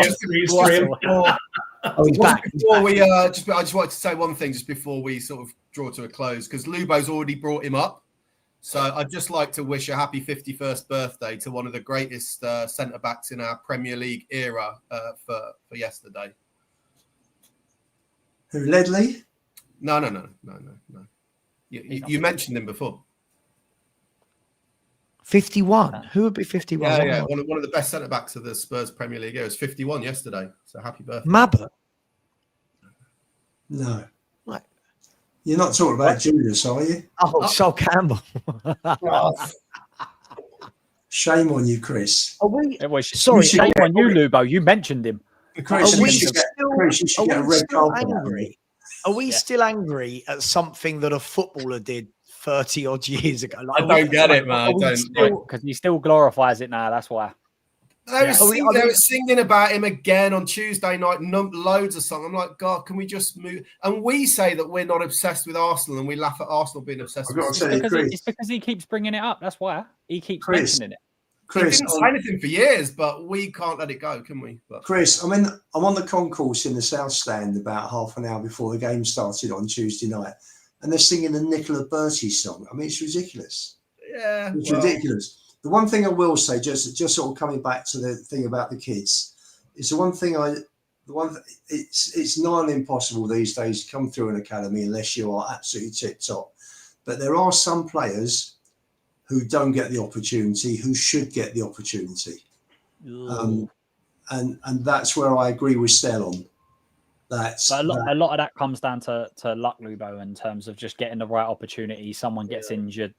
You get a League Cup game, for instance, where you're playing League Two opposition, and then they've got the freedom to bring someone in. And so I agree with you. I'm not saying this, but a lot of it is down to having that bit of luck, right time, right place. Look at Cole Palmer. Just couldn't quite get that little bit of luck at City. Goes to Chelsea, and within a year, everyone's going, how did they miss out on that? Like, you also need, Luke, a manager to back you, like Sherwood backed Kane. Yeah, how many of them? When our chairman wanted to sell him for 600,000. How many have left Spurs though and gone on to any decent levels? You got Madueke. I was just going to say Troy Parrott's banging him, and he's fine this level. Exactly. We were going mental as a fan base about, we all should re-sign Marcus Edwards, right? Should we? Lubo's using the Kane thing as a stick to beat Levy with. But the problem is, for every Kane that got his chance and succeeded, 1,000 didn't. Like, I'm sure it's not 1,000, but how many Kanes are there? Well, listen. And can I tell you, before we end the show, can I tell you this? First of all, I've just looked and I'm disgusted. Sol Campbell shares the same birthday as my mum, rest in peace, which was birthday was yesterday. Shame on you, Sol Campbell, for sharing the same birthday as my mother. On a serious note, not really a serious note at all. What I love though, right, is it's the copium, and we will wrap up the show in a minute, but it's the copium. Whenever you discuss a player that might be young or you don't rate, you get the same thing thrown at you. So when I say I don't rate Tell, I bet you were the sort of person who wrote off Gareth Bale. And it's like, whoa, hang on. First and foremost, Gareth Bale and Harry Kane can't be used to justify every young player turning into a world-class footballer, right? Second of all, we'd seen Gareth Bale at Southampton before we bought him, and we knew what he had in his locker. Yeah, there was a difference. We knew what he had in his locker. It just didn't work out at first at Spurs. Not seen it ever with Tell. But I had this, guys, for 5 years. I had this same conversation about Ryan Sessegnon. Think he'll turn into Bale. I tell you what, he's like Bale. And I'm like, he's nothing like Bale. Yeah, you would have written Bale off. What, like the copium that everyone's going to do what Kane did. The copium that every young player we might let go. Like the other day, Lubo did this to me. Lubo, you did this to me. It was Madueke. I can't believe we let him go. Hang on. I remember in the summer, everyone's laughing at Arsenal for buying Madueke. Right? He has a couple of good games and then we're all going, oh, Levy, let him go. We let Madueke go on the free. Arsenal fans were pissed off because they seem to get Chelsea, because in the past, they seem to get players from Chelsea that are past their best or, he's a good player. He's a very good player. I would have loved YouTube. I would have loved YouTube to be as big now as it was when Harry Kane was coming through, because every single Spurs YouTuber would be so mudded. We would have all sit there going, why is he bringing him on? He's bloody useless. And then 5-6 years later, we're going, he's the best striker the world's ever seen. We'd all be doing it. So, but interesting, right. George has just put up there about the up 1/4. I thought he looked very good the other day. Yeah, Foyth's gone on to have a great career for Villarreal. Captain. Yeah. That was wasn't it, letting him go? That wasn't the best move. But again, isn't that Levy, that bloody Levy? Let's go. Relative. No, I think that was Mourinho. Yeah, he got sent off at Bournemouth, didn't he? Lubo, isn't this relative though? Like us saying 1/4 has gone on to have a good career doesn't mean 1/4 would have been a really good player for Tottenham, right? No, like he wasn't given a proper chance, was he? But not when really. he Toby in the Tottenham time. Yeah, at the time he wasn't good enough. Like, you know, I think the word I'm looking for, somebody more intelligent on the chat, I reckon most of you, isn't it causation? That one thing doesn't mean that caused the next thing. And i.e., what I might have the wrong word there, but what I'm saying is, just because he wasn't good enough for Spurs at the time, but then went on to have a good career, doesn't mean we actually made a mistake in letting him go because he wasn't actually good enough for Tottenham at the time. Do you know what I mean? Like, you can't constantly live in fear of, I can't believe we've let him go. That's just like, it's all those fans that, you know, when Cole Palmer started doing really well at Chelsea, people are going, oh, Man City in the mud, letting him go. What, the same Man City that were winning trebles in the league every year with Phil Foden, Kevin De Bruyne, like, are they really in the mud? Like, it's, anyway. Or you get the people that say now, KDB being let go, Salah being let go, what, it's their faults. My favourite one is when we don't sign a player and then after a couple of years, like Palmer, well, why didn't we go and get him? Well, probably because you'd have said he was shit if we signed him, because you didn't know who he was and he weren't that great. And then all of a sudden it's like, well, we should have signed him.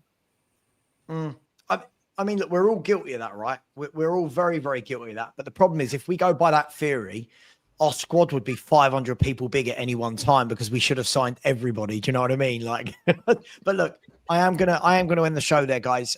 Guys and girls.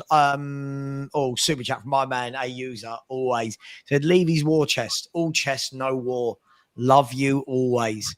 I guess you're saying love you to Levy, not me, but big up to you, my man. A few people asking in the chat, these are not available. Chris, maybe we could get a little side hustle going on and getting these sorted out and selling. I mean, if people really need one, I can. Do you want to do a shameless plug of it? Because I've got one right here from OK Jersey. Not one of these, right? Not one of those, but I've got my OK Jersey. But Blaine, why have you not got one of these? Why have you not said, Sava, I want the shirt you're wearing? Because I wouldn't want your shirt. Wouldn't fit me, man. Number 82 on the back.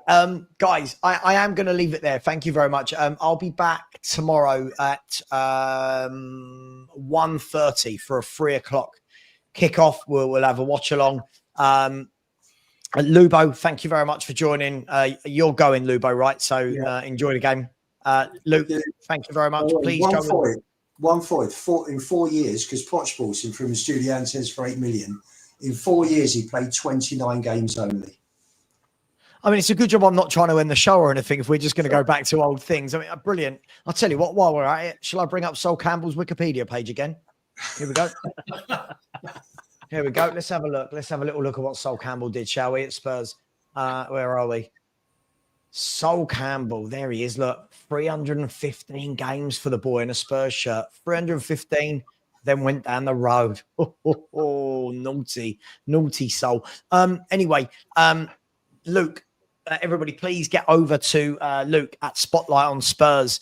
Help all the YouTube channels grow. Thank you very much, Blaine. You can follow him on the dreaded X at Super Spurs TV. Chris X at Spurs CC. All these X's at Lubo_61. Lubo's also got a channel, the Spurs 5. Please get over there and subscribe to him as well. And what I will shamelessly plug right now, if you haven't subscribed, I've kicked off my second channel again. just because I like the light relief of speaking about other football clubs other than Spurs every now and then. Yeah, I know. Naughty me, Blaine. I know I'm monopolising. No, naughty Luke. Naughty Luke. Oh, again. I thought you were having a go at me. What I would kindly ask, hang on, if everybody would get over and subscribe to my second channel, it would really, really help me. Listen, I've got to plug it because no one else is going to plug it, right? Let's see. Right now, there's still 400 of you in it. If I put this link in, please be so kind. If you could get over there and subscribe to this channel, that would be amazing. This is my second channel where I do videos about all different things. Even if you don't watch them, it would really help if you would get over there and subscribe. Did a video on why I think Man City are going to win the league today. And yeah, that would be great if you could support me on that front. Thank you, everyone. I'm going to send you over to... Oh, God, I'm doing that thing again, Luke. You know, when you send over to other channels, you know. Send them over to your own channel so that you're keeping them all within your... I'm not live on the other channel. Who is live? I don't think there's any Spurs channels live that I can see at the moment. I'm going to send you over to...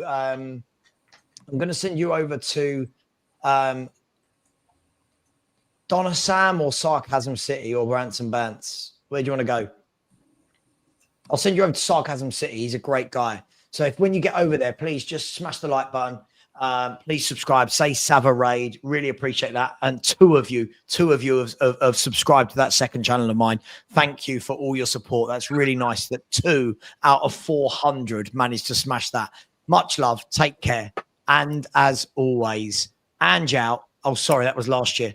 And as always, come on, you Spurs.